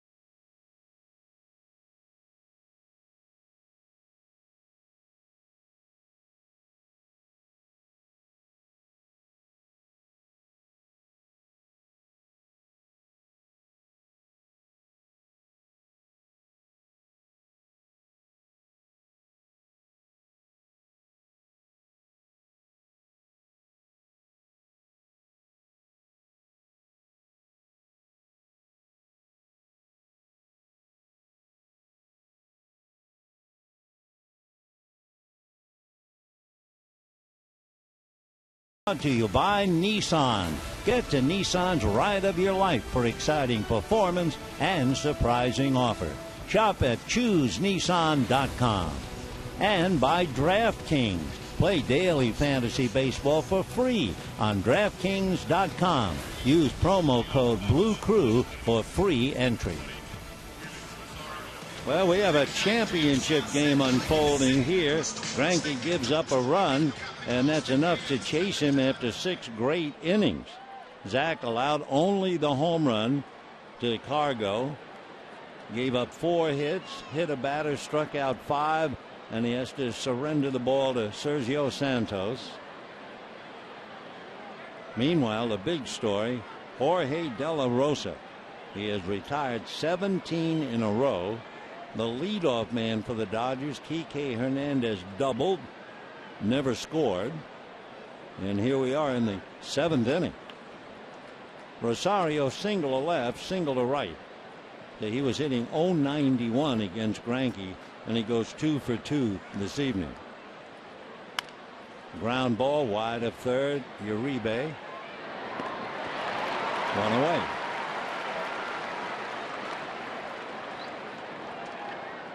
Sergio Santos, big fella, he's 6'3", a good 230, lives in Scottsdale. He was born in Bellflower. Signed by the Diamondbacks out of Mater Dei High School in 2002. Came up not with the D-backs but with the White Sox, then to the Blue Jays, and now with the Dodgers by way of Oklahoma City. McHenry. He's the man who hit the ball to dead center, and Kike Hernandez made that highlight reel catch. He's hit 2 balls to center, but the second one was something to behold. One ball and no strikes. In the dirt, 2-0 the count. When the Dodgers come up in the bottom of the 7th inning, they'll have Jimmy Rollins, Howie Kendrick, Justin Turner. We get a report on Corey Dickerson, that very talented left-hand hitter and a fine outfielder, as J.P. Howell begins to loosen up. That's missing, ball 3. Corey Dickerson re-aggravated the plantar fasciitis in his left foot. Remember, Walt Weiss went all the way out there to check after Blackman made that great catch. Corey tried to slow down and apparently aggravated the situation in the foot. And that's ball 4 to McHenry. Number 3, Daniel Descalso. They're in the 8th inning. The Washington Nationals beating the Padres 4-0. Giants won. They pounded Cincinnati. So the Dodgers began the day 5 games in front of San Diego and 5.5 games going up against the Giants, whom they will see next week for 3.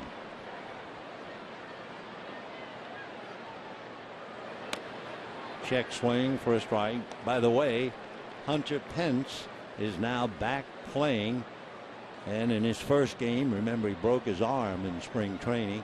Hunter Pence, the right fielder, went 2 for 3.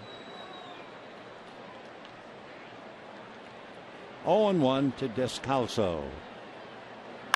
And a drive to right. Going back on the ball is Van Slyke at the track. At the boards, it is gone. Daniel Descalso hit that big double the other night with the bases loaded to drive in 3. Now he hits a home run with McHenry aboard. And the Rockies are leading 3-0. So what a fill-in, with quotes around the word fill-in, for Troy Tulowitzki. Daniel Descalso.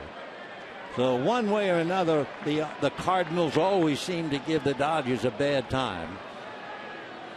Danny spent 5 years with St. Louis, and he's wearing out the Dodgers in the series. And ball 1. Descalso, his first home run of the year, first one since 2013. And Honeycutt talking in the pen where the last we saw Howell was pitching. JP is about ready if they need him. Charlie Blackmon, left-hand batter, on deck. 2-0 the count to De La Rosa, who has struck out, grounded out. Santos giving up a big home run here in the 7th inning.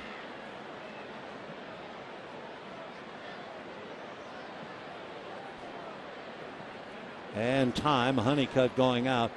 I'm not sure if Honeycutt is just going out to talk, but we'll see.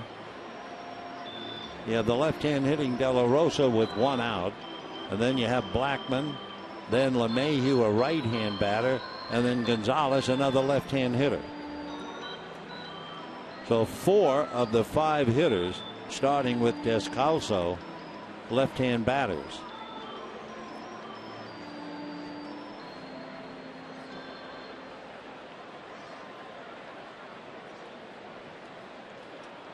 We mentioned the St. Louis Cardinals giving the Dodgers a bad time. Descalso played 5 years for them, and Daniel is a left-handed batter.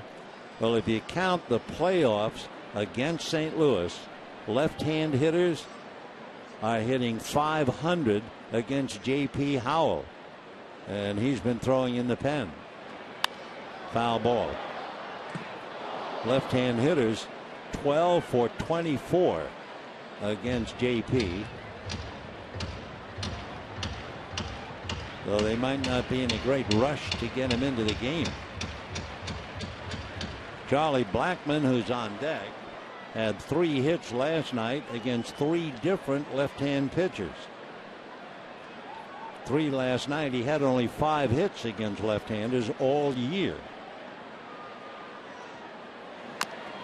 Tapper picked up by Ellis.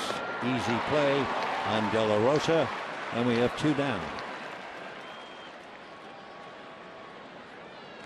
Now here comes Charlie Blackmon. Of course, don't let it sound like Blackmon can't hit left-handers.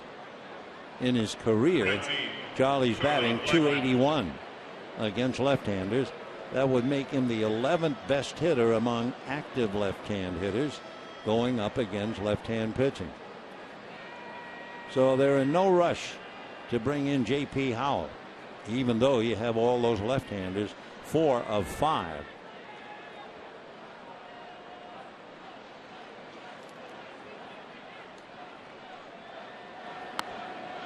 And a strike. Blackman's at a big D. 6'3", 200-pounder. He might be from Dallas, but he went to school at Georgia Tech.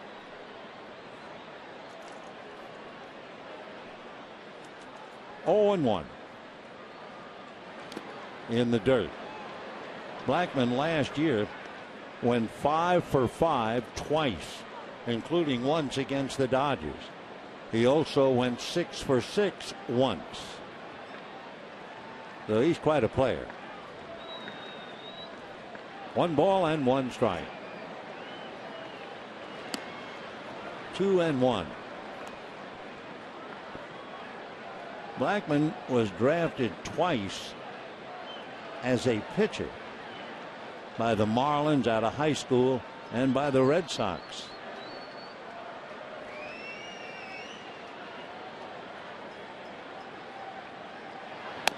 Check swing for a strike. 2-2.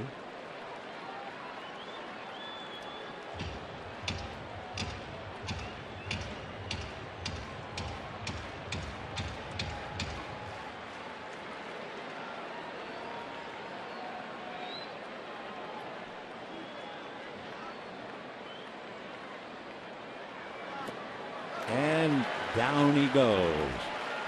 However, the damage is done by a former Cardinal, Daniel Descalso, and at the end of 6.5, 3-0 Colorado.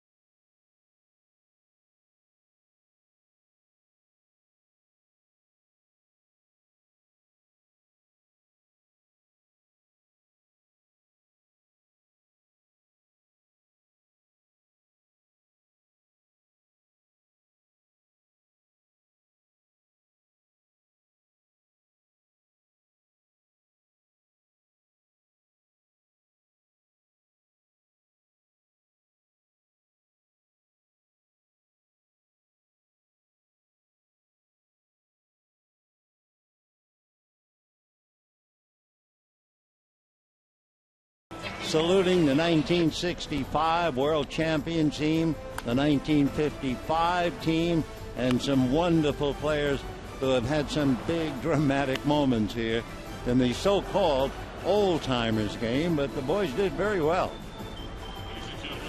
No one got hurt. No reports of any hamstring pulls. And we go to the bottom of the 7th, 3-0 Colorado. And a strike to Jimmy Rollins. Sergio Santos giving up that 2-run home run, made 17 pitches. So the Dodgers really in a hole now against the left-hander, and De La Rosa with a count 1 ball and 1 strike. Well, nothing new with Giancarlo Stanton.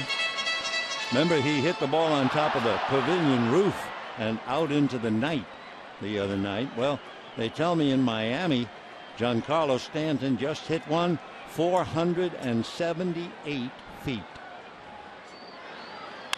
Hard foul, 1-2 to Jimmy Rollins. Yesterday, Stanton also hit one, 474 feet. If you joined us late, Kike Hernandez doubled, first batter, bottom of the first, and the Dodgers have nothing except Rollins getting aboard on an error. The last 17 Dodgers have gone down. 2-2. Carlos Gonzalez, with 2 out in the first inning, hit a home run. And with 1 out in the 7th, Daniel Descalso hit 1 out. 2-2.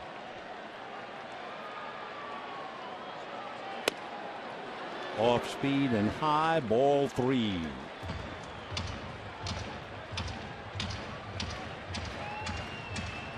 Jimmy just trying to get aboard, break the rhythm of De La Rosa, with Kendrick on deck. 3-2. Fastball.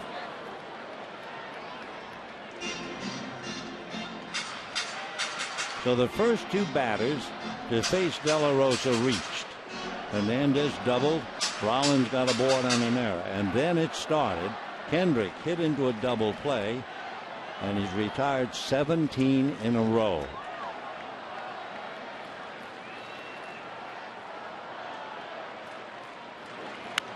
Ground foul again.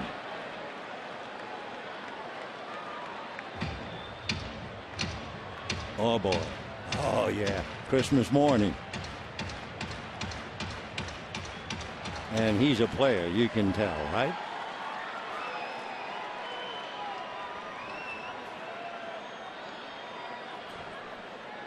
Three balls, 2 strikes. And a little nubber. Arenado barehand fires. Got him. If that isn't a heck of a third baseman. Wow. Nolan Arenado making a marvelous play against a runner who was running very well. The only difference for Jimmy Rollins, he was batting right-handed, though he didn't have the extra 3 feet. But look at this. On one leg, he's able to get it over to Rosario. Great play. So 18 in a row, thanks to Arenado. You talk about a Gold Glover at third. He'll be mining gold down there at that position. Kendrick hit into a double play, grounded to third, hitting .309.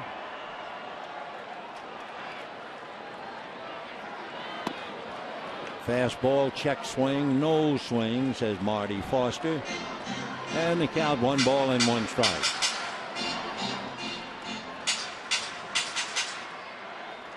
Justin Turner, 0 for 2 on deck.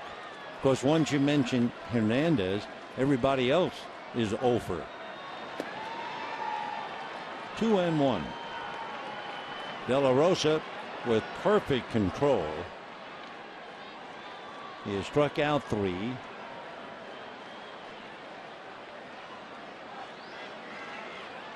Fastball, a 1-hopper, knocked down, and no play by Descalso. So the Dodgers are going to get a man aboard on a base hit. Too hot to handle for the shortstop. So after 18 outs in a row, the Dodgers get an infield single, and the batter is Justin Turner.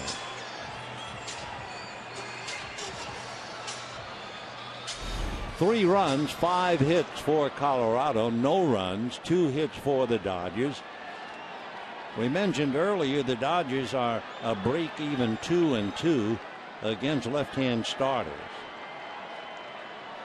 Dodgers have been shut out once, and that was on the road.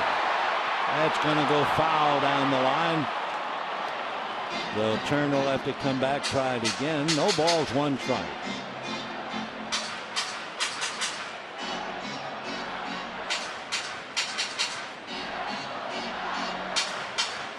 Turner came in hitting .302 with 5 home runs, 15 runs batted in.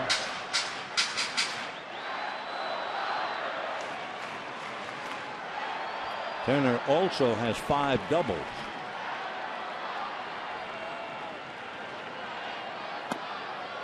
One ball and 1 strike. Alex Guerrero on deck.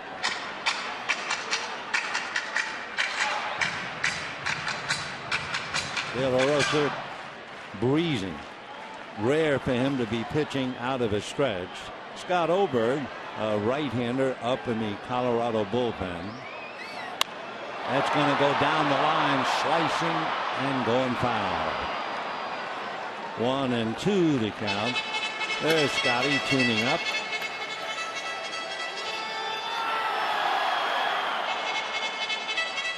De La Rosa making his 5th start, and he had averaged 4 innings of each of the 4 starts. So they're watching him carefully now here in the 7th.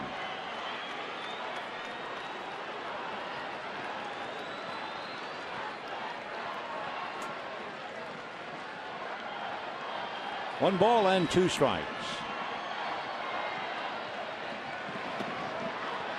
2-2.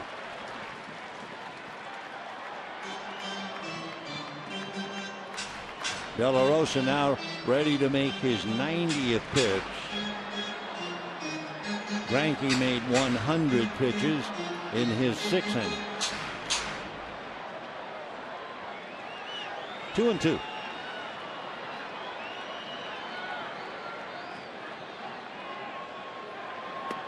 And ball 3. De La Rosa, by the way, despite the fact pitching in Denver, has allowed just 1 home run.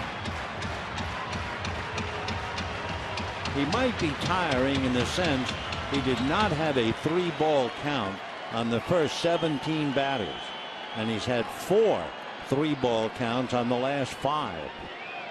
3-2. And ground ball to short. Descalso the feed. LeMahieu turns it. Turner hits into a double play. And De La Rosa continues. Have the Dodgers shut down on 2 hits. At the end of 7, it's 3-0 Colorado.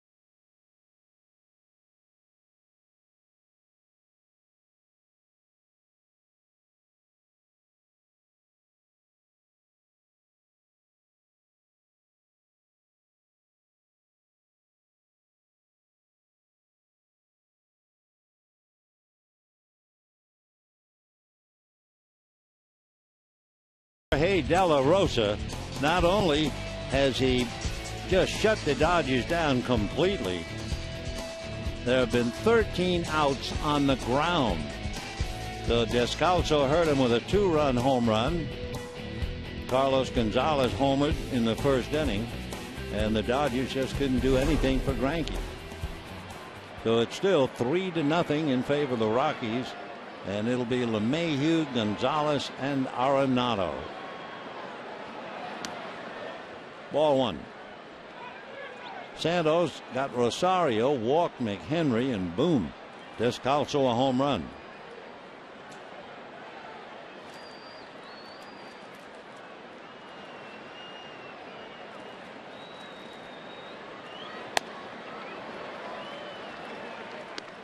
LeMahieu struck out, grounded out, struck out again, all 3 at bats against Greinke.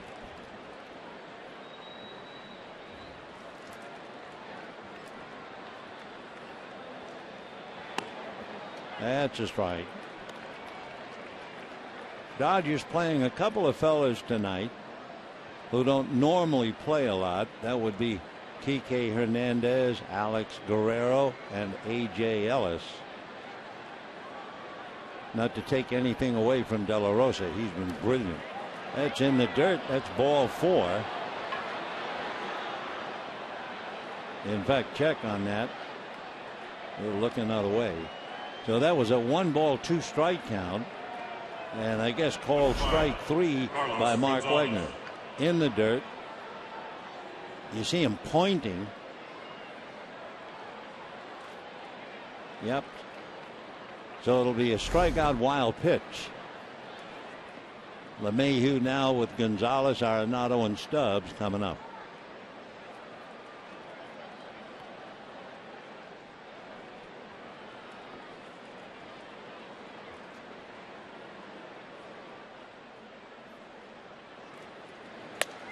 And a strike to Carlos Gonzalez. LeMahieu had only struck out 17 times prior to tonight. So he struck out 3 times, but he's aboard now on that wild pitch. 0-1. In the dirt, gets away from Ellis, and I assume another wild pitch, sending LeMahieu to second.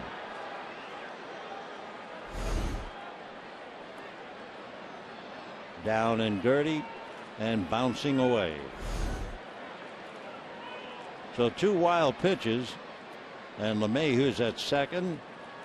Gonzalez, Arenado, and Stubbs trying to pick him up. 3-0 Colorado.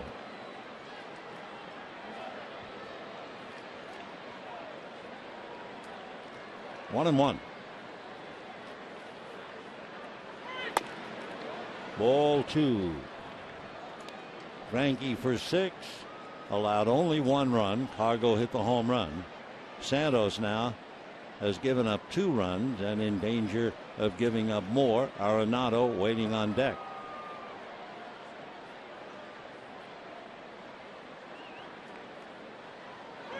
And a line drive, base hit, and Guerrero has it get by him. So easily LeMahieu scores. Cargo into second base, and it is 4-0 in favor of Colorado. They hit the ball so hard in the big leagues that even if you're in the outfield, they can hit sinking line drives and they just explode. Guerrero tried to glove it, couldn't do it. It'll be 1-1, and that thing was stung. So a strikeout on a wild pitch, then another wild pitch, then a base hit and an error. 4 runs, 6 hits for the Rockies, and 3 runs against Santos.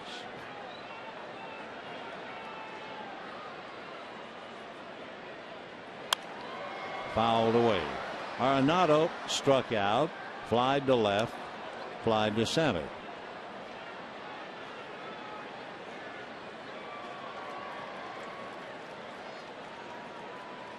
Rockies have struck out 7 times tonight. For them, that's very good. So Cargo at second base.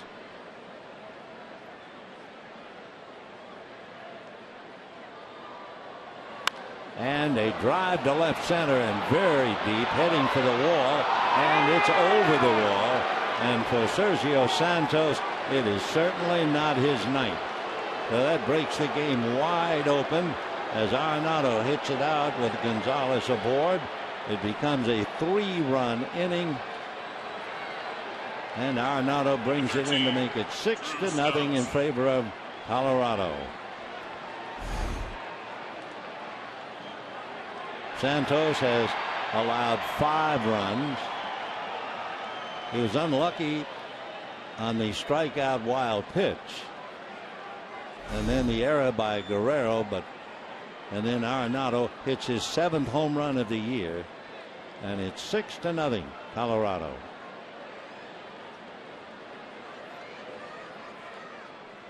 Drew Stubbs finishing up for Corey Dickerson. Dickerson 0 for 1. Stubbs 0 for 2. 0-1. Corey Dickerson has plantar fasciitis and apparently irritated that. Kind of shaking his head as he hits Charlie Blackmon, as if to say, oh, I wish I was still in there. 1 ball and 1 strike.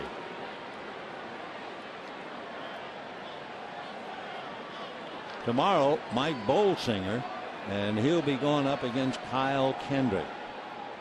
Kendrick 1 and 4, and an earned run average almost 8. Right. The one thing with the score now getting up to 6-0, that strengthens the performance of De La Rosa and the Dodgers with Paco in the pen. 1 ball and 2 strikes to Stubbs. Foul tipped. Down he goes. That'll be the 3rd strikeout for Santos. Number 20, Willen Rosario. Willen Rosario, single to left, single to right, grounded to third, 2 for 3.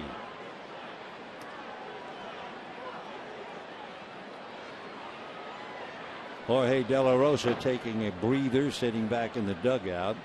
He'll be pitching to Guerrero, Van Slyke, and Uribe in the bottom of the 8th inning. Whoops. Ball 1. Rosario 2 for 3.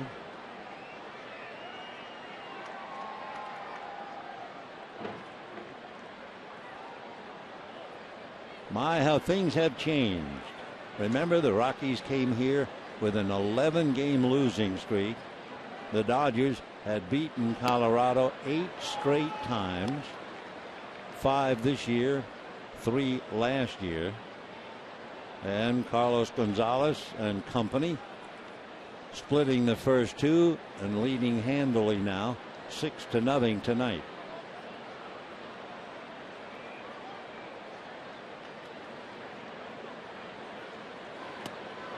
One and 2.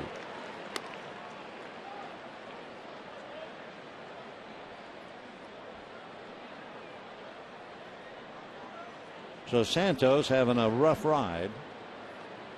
Sergio has allowed 5 of the 6 runs. It was a tough 1-0 game, but not anymore. Ground foul. Stu Cole knocking it down. EY, Eric Young, coaching over at first. EY played for the Dodgers 1997, 98, 99. Great guy. He'd be a valuable asset to Walt Weiss. 1 ball and 2 strikes.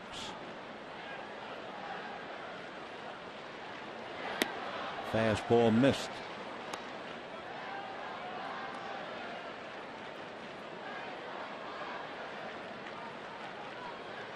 To repeat, the Dodgers due to have Guerrero, Van Slyke, and Uribe.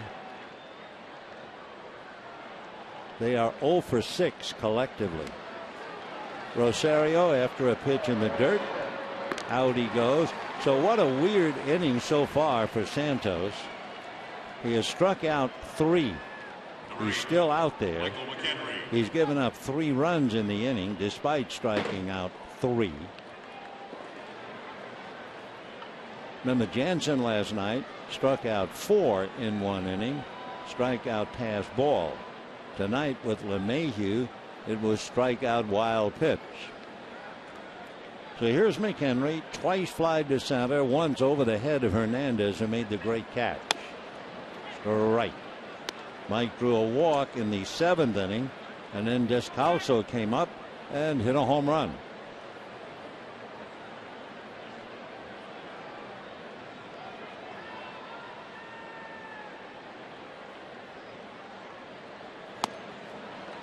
Oh and 2.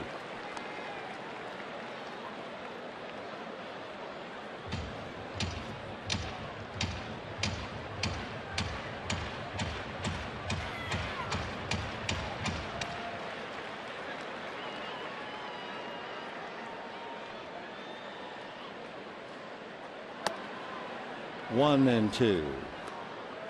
Sergio Santos having a rough ride right now. He'll be 22 the 4th of July.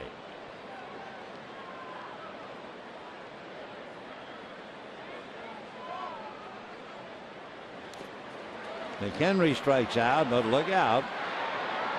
And there it is. Otherwise, he might have struck out 4. However, 2 more runs for the Rocks on the home run by Arenado with Gonzalez aboard. And we're going to the bottom of the 8th, 6-0 Colorado.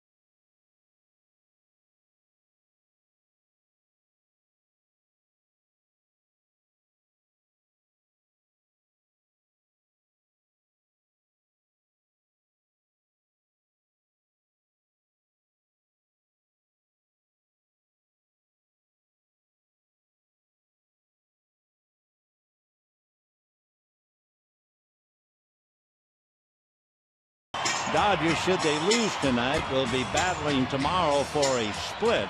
And Mike Bolsinger will go up against Kyle Kendrick. Bolsinger pitching very well, and Kendrick struggling, so the numbers tell you. But we'll find out about tomorrow. Meanwhile, the Dodgers still have at least 2 innings to play in the bottom of the 8th. Rather interesting, 4 times since the Dodgers came to Los Angeles, they had an inning where the Dodger pitcher struck out 4 men in the inning. 4 times. And we had it last night with Jansen, and we had it tonight with Santos. Not enough to make the Dodgers happy. Here's Guerrero, committed an error on that hard single by Carlos Gonzalez. He has struck out, fly to left, and a strike.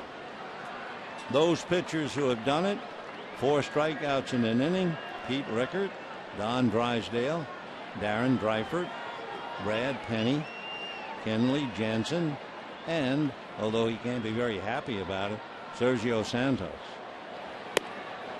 1-1.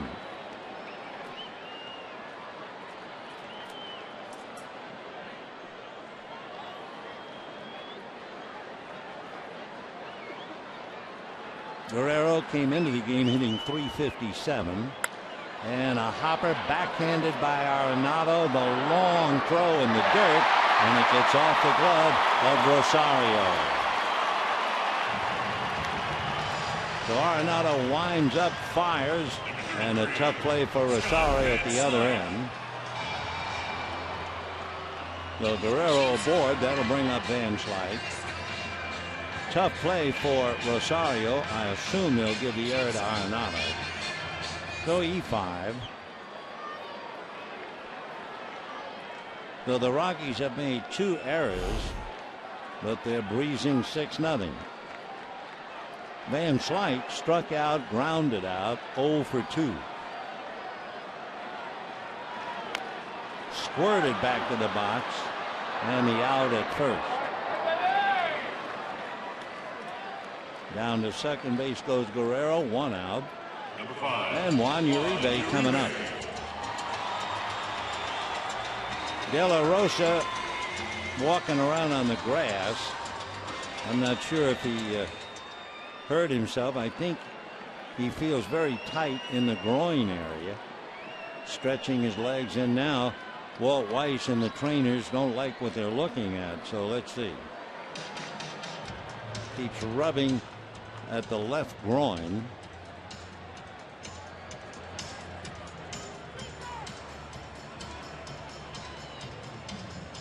Even a routine play is difficult standing on top of a 10-inch mound. De La Rosa has been absolutely brilliant. Dodgers have 2 hits. They've had 2 other base runners because of errors. Weiss wants to make sure the veteran left-hander is okay. Jorge, it's up to him. And he didn't want to, but he's coming out. Smart move. So De La Rosa has been absolutely terrific. Rafael Betancourt will come in and try to get the outs. And Jorge, after a tremendous job, walks off, and we'll be right back.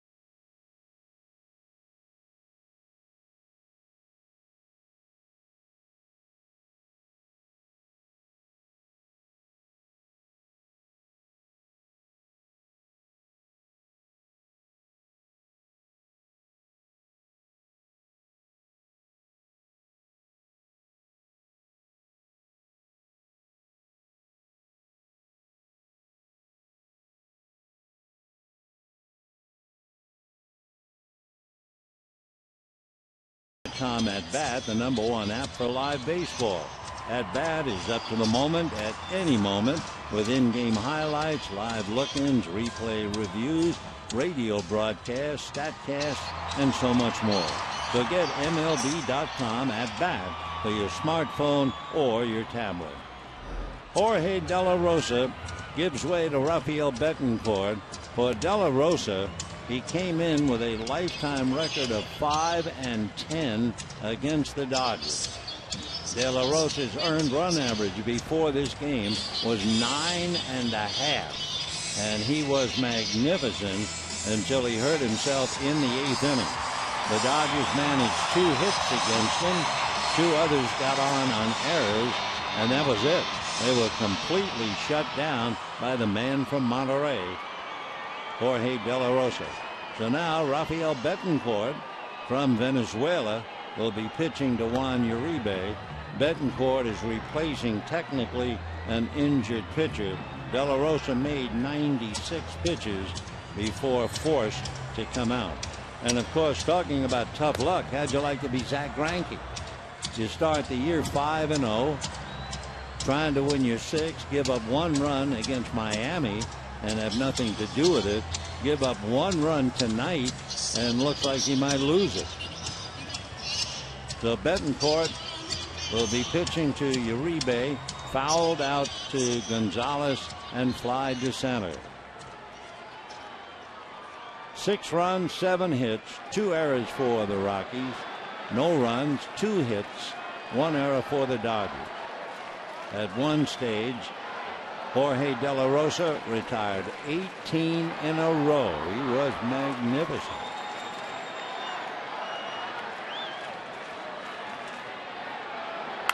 Ground ball hard, backhanded by Arenado. Looks at second, throws a strike to first. So Uribe hits it hard. Nolan makes a fine play. And A.J. Ellis coming up. That's worth looking at again. Look at him look at second, and he has such a powerful arm. He can still get his man easily at first. So 2 out. A.J. Ellis twice grounded to Arenado.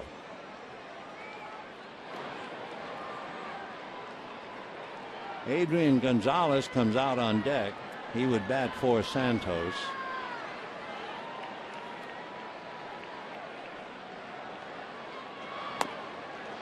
Oh, 0-1 to A.J. So there's the man of the night, Jorge De La Rosa. 96 pitches, retired 18 in a row. He was just great. 34 years old. Twice won 16, so if anybody wondered about his ability, he showed it again tonight. And he showed it before a crowd of 48,378. They were here for Old Timers Day, really. The game started at 4 o'clock.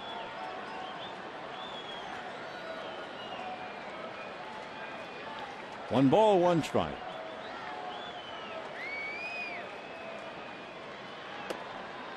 Ball 2. Interesting, when the ball hit by Van Slyke, went back to the box for a ground ball out, and that's when De La Rosa hurt himself. All of the previous 13 ground balls went to the left side to Arenado and Descalso. So he gets one chance and hurts himself. 2-1. And 3-1. The Washington Nationals defeated the Padres 4-1. Max Scherzer beat Andrew Cashner. Cashner, big guy who throws so hard. He has 1 win and 7 losses.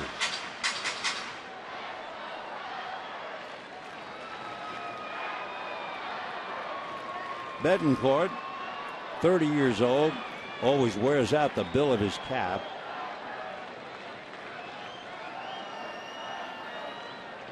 3-1 to A.J. And a strike.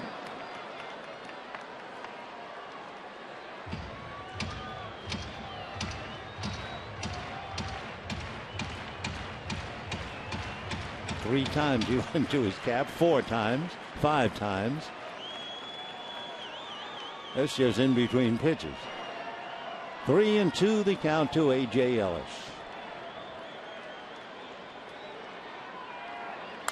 And foul back out of play. A.J. has to be pretty rusty. Yasmani Grandal doing a great job behind the plate and also doing a very solid job at the plate. So A.J. had to sit and wait, and that makes the job so very tough. Hard to play when you don't play. Grandal taking the night off, taking in the action. 3-2.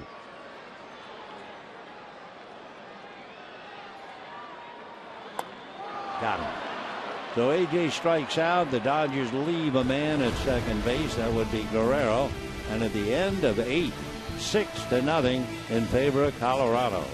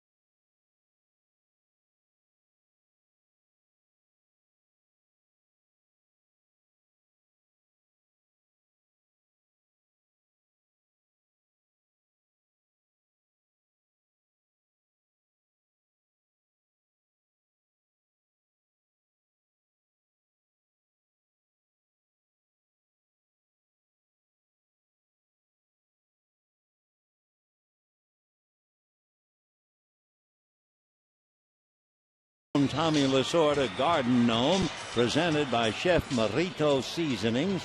Get yours May 25th at 5:10 when the Dodgers play the Braves. Go to Dodgers.com/promotions. 6 runs, 7 hits, and 2 errors for Colorado. No runs, 2 hits for the Dodgers. Sergio Santos taking the brunt of 5 runs in 2 innings. Greinke went a great 6 and allowed 1, but Zach is on the edge of losing the game. For Greinke to lose when he allows only 1 run, it means, among other things, that great record, 10 wins and no losses. The last time Zach had lost was last year. But he's on the edge tonight, certainly not through his own undoing. So here come the Rockies, and it's Daniel Descalso to face Paco Rodriguez. Betancourt is due up. He will not come up. It's Rafael Anoa coming out on deck, and then Charlie Blackmon.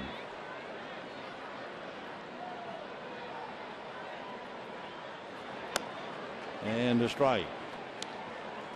Descalso singled in the 2nd inning, popped up in the 5th, and hit a 2-run home run in the 7th. Last night, remember, he had a double that cleared the bases and a single. So 1 away. And Noah, who spells that name Y-N-O-A, coming up. Pitching for the Rockies, number 43, Rafael Ynoa. Rafael Ynoa, optioned to Albuquerque on Thursday and recalled today. Made a couple of starts in left field, hitting .241, mostly used as a pinch hitter before they sent him out.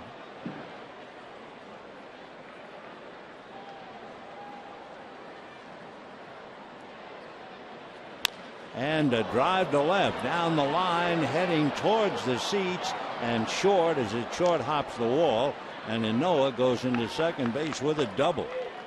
Though Ynoa's first 2 hits of the year were against the Dodgers back on the 10th of May. Charlie Blackmon. So Santos was roughed up, and now Ynoa comes up with a 1-out double against Paco.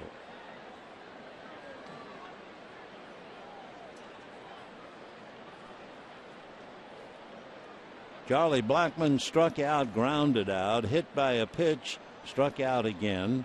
0 for 3.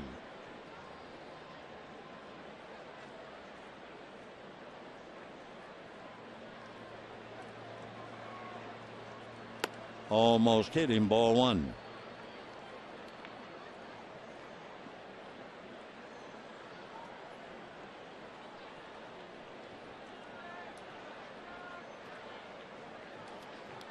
Paco Rodriguez, no record, ERA 2.4 in his 15th game. Chopper to the right side to Kendrick. On the play, Ynoa moves over to third. So with 2 down, runner at third, Charlie Blackmon grounding out, and DJ LeMahieu coming up.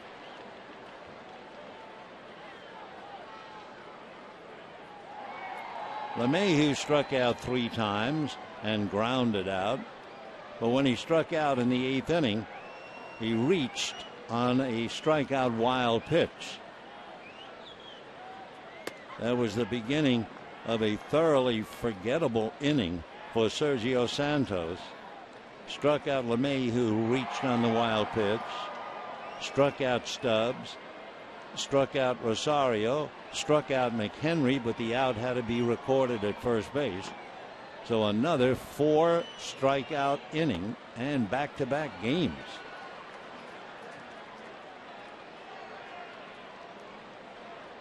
One ball and 1 strike to count to DJ.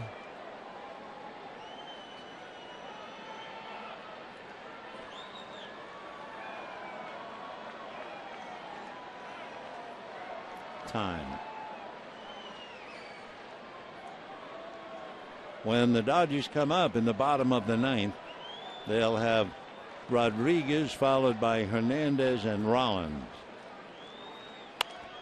A little soft hopper smothered by Kendrick, who can't hold on to the hop. Safely aboard is LeMahieu. Scoring is Inoa, and it is 7-0 Colorado. And that'll be a base hit, I'm sure, for LeMahieu, and a run batted in. Great effort, but then he dropped the ball and couldn't make the play. The Howie doing a great job to even get to the ball.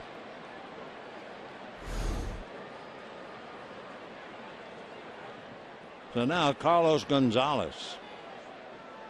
Gonzalez homered, grounded out, flied out, singled. Strike.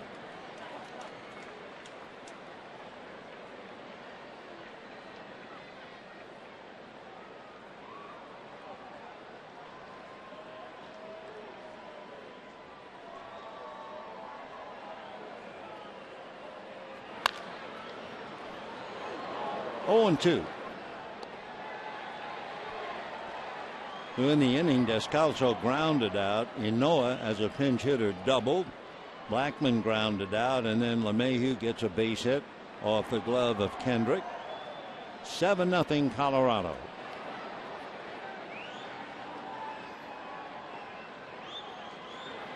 Breaking ball got him. Though Cargo caught looking, down he goes. However, the Rockies add another run, and we're heading to the bottom of the ninth inning. 7-0 Colorado.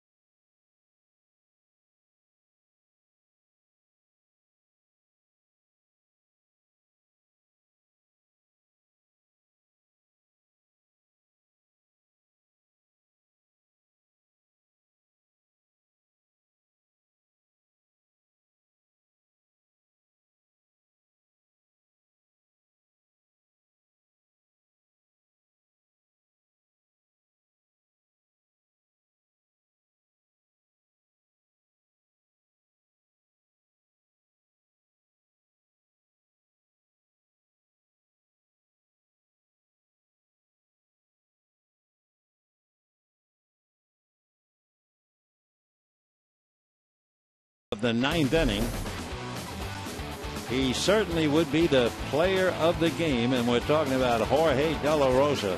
He was absolutely magnificent. De La Rosa went 7 1/3, allowed just 2 hits. At one stage in the game, he retired 18 in a row. The only time he pitched out of a stretch, really, was after the errors. And he gave up an infield single to Kendrick in the 7th inning and the leadoff double to Hernandez. Scott Oberg will pick up now and try and close it down. Andre Ethier will be coming up to hit for Paco Rodriguez.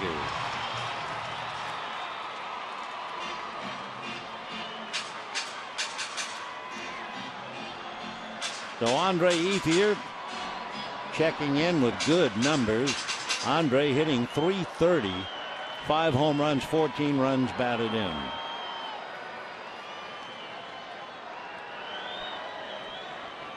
Scott Oberg trying to close it up. And a strike, 0-1.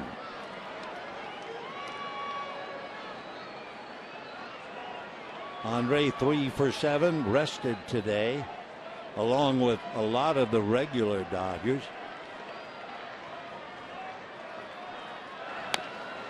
Oh, 2. Scott Oberg hitting 93 on the gun. He had Tommy John surgery.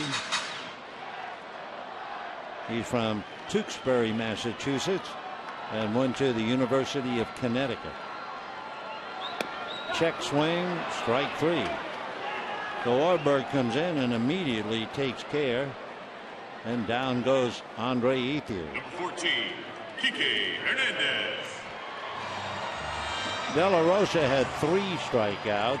Betancourt had 1. So now Oberg strikes out Ethier. 5 Dodgers have gone down. Oberg basically good fastball. Then he has a curve, change, and slider. And promptly hits Hernandez. So Kike had doubled, grounded out twice, made a dazzling catch, and now is hit by the pitch here in the 9th inning. Fastball up and in, and got him right behind the shoulder. Jimmy Rollins. So Kike to first, and Jimmy Rollins coming up. Oberg with an ERA of almost 7. That's his second hit batter. Dodgers being blanked tonight. They've only been shut down once this year. That's a strike. They were shut down in Arizona by Archie Bradley. Justin Turner following Rollins. Fastball for a strike at the knees. Oberg was signed and started his career 2012, so he's pretty much here in a hurry. 6'2", 205-pounder, 25 years old. Good movement and a flare down the line. It drops fair. The Dodgers hesitate on the base paths and get away with it, and their runners at second and third. Kike Hernandez rounded second and wasn't quite sure, and then with Rollins ready to run up his back, Kike was able to get to third as Blackman got the ball back in. So a sinker and a little pop fly that drops in for a double for Jimmy Rollins. So second and third after Hernandez hesitated, he makes it. And the batter now is Howie Kendrick as the Dodgers try to not only get on the board, but with 1 out, they're down by 7. And ball 1. Howie Kendrick hit into a double play, grounded to third, single to short. A one-hopper that just ate up Descalso back in the 7th inning.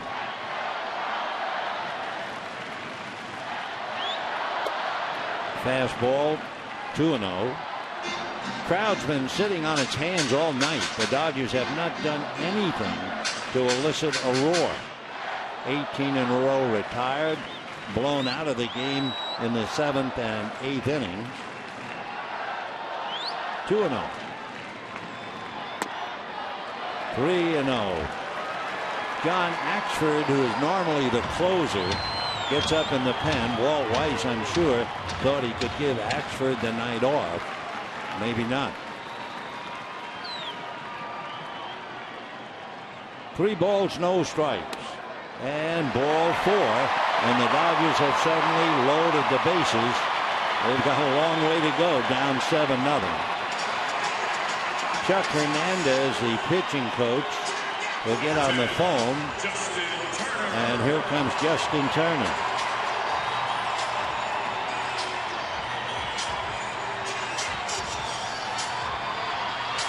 So a hit batter, a walk, and the double.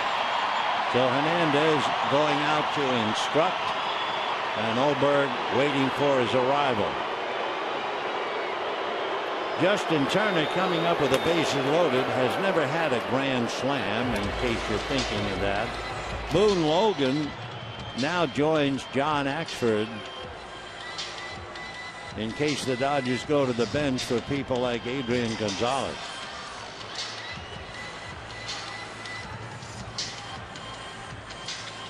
So Scott Oberg, all of a sudden in a little problem.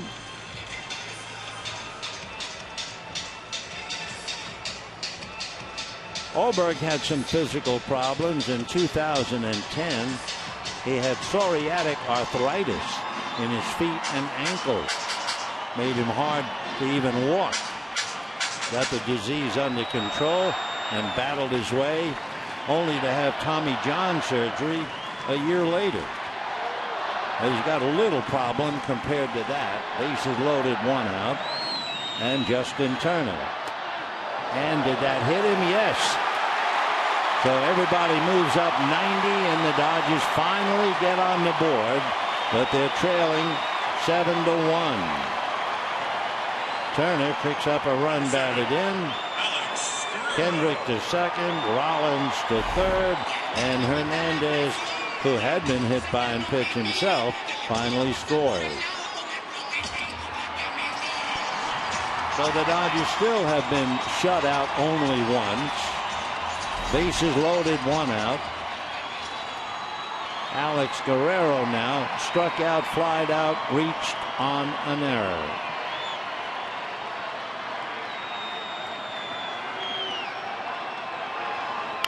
Ground foul, 0-1.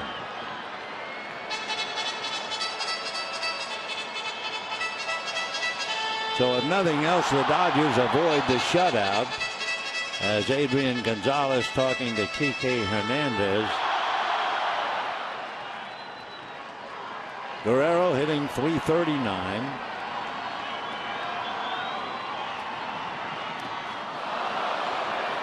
Slider way down and away, and Guerrero obviously fooled on the pitch. 0-2.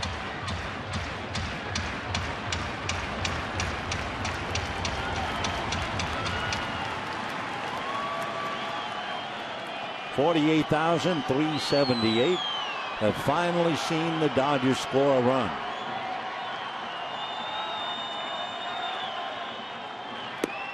And the same pitch, the slider down and away, and that does it for Guerrero, who strikes out twice tonight. And the batter now, Scott Van Slyke. Van Slyke struck out, grounded out, hit back to the box. When he hit the ball back to the box, that's when De La Rosa hurt himself and had to come out. Though the bases remain loaded, 2 out. Slow breaking ball for a strike. So Rollins, Kendrick, and Turner all out there. Dodgers have had a walk, a double, and 2 hit batters to get a run.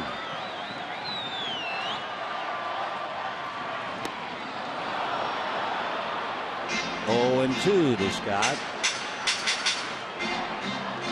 On deck, Juan Uribe.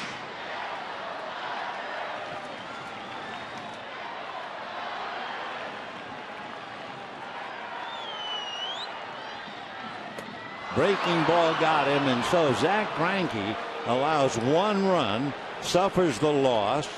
Greinke against the West is 22-2, and both losses to the Colorado Rockies. And tonight, home runs by Arenado. There was a key play by Descalso, who hit a 2-run home run, and all in all, the Dodgers whipped 7-1. The final game of the series tomorrow. Mike Bolsinger will be going up against the Rockies' Kyle Kendrick. We'll talk to you then. Till then, we wish you all a very pleasant good evening, everybody.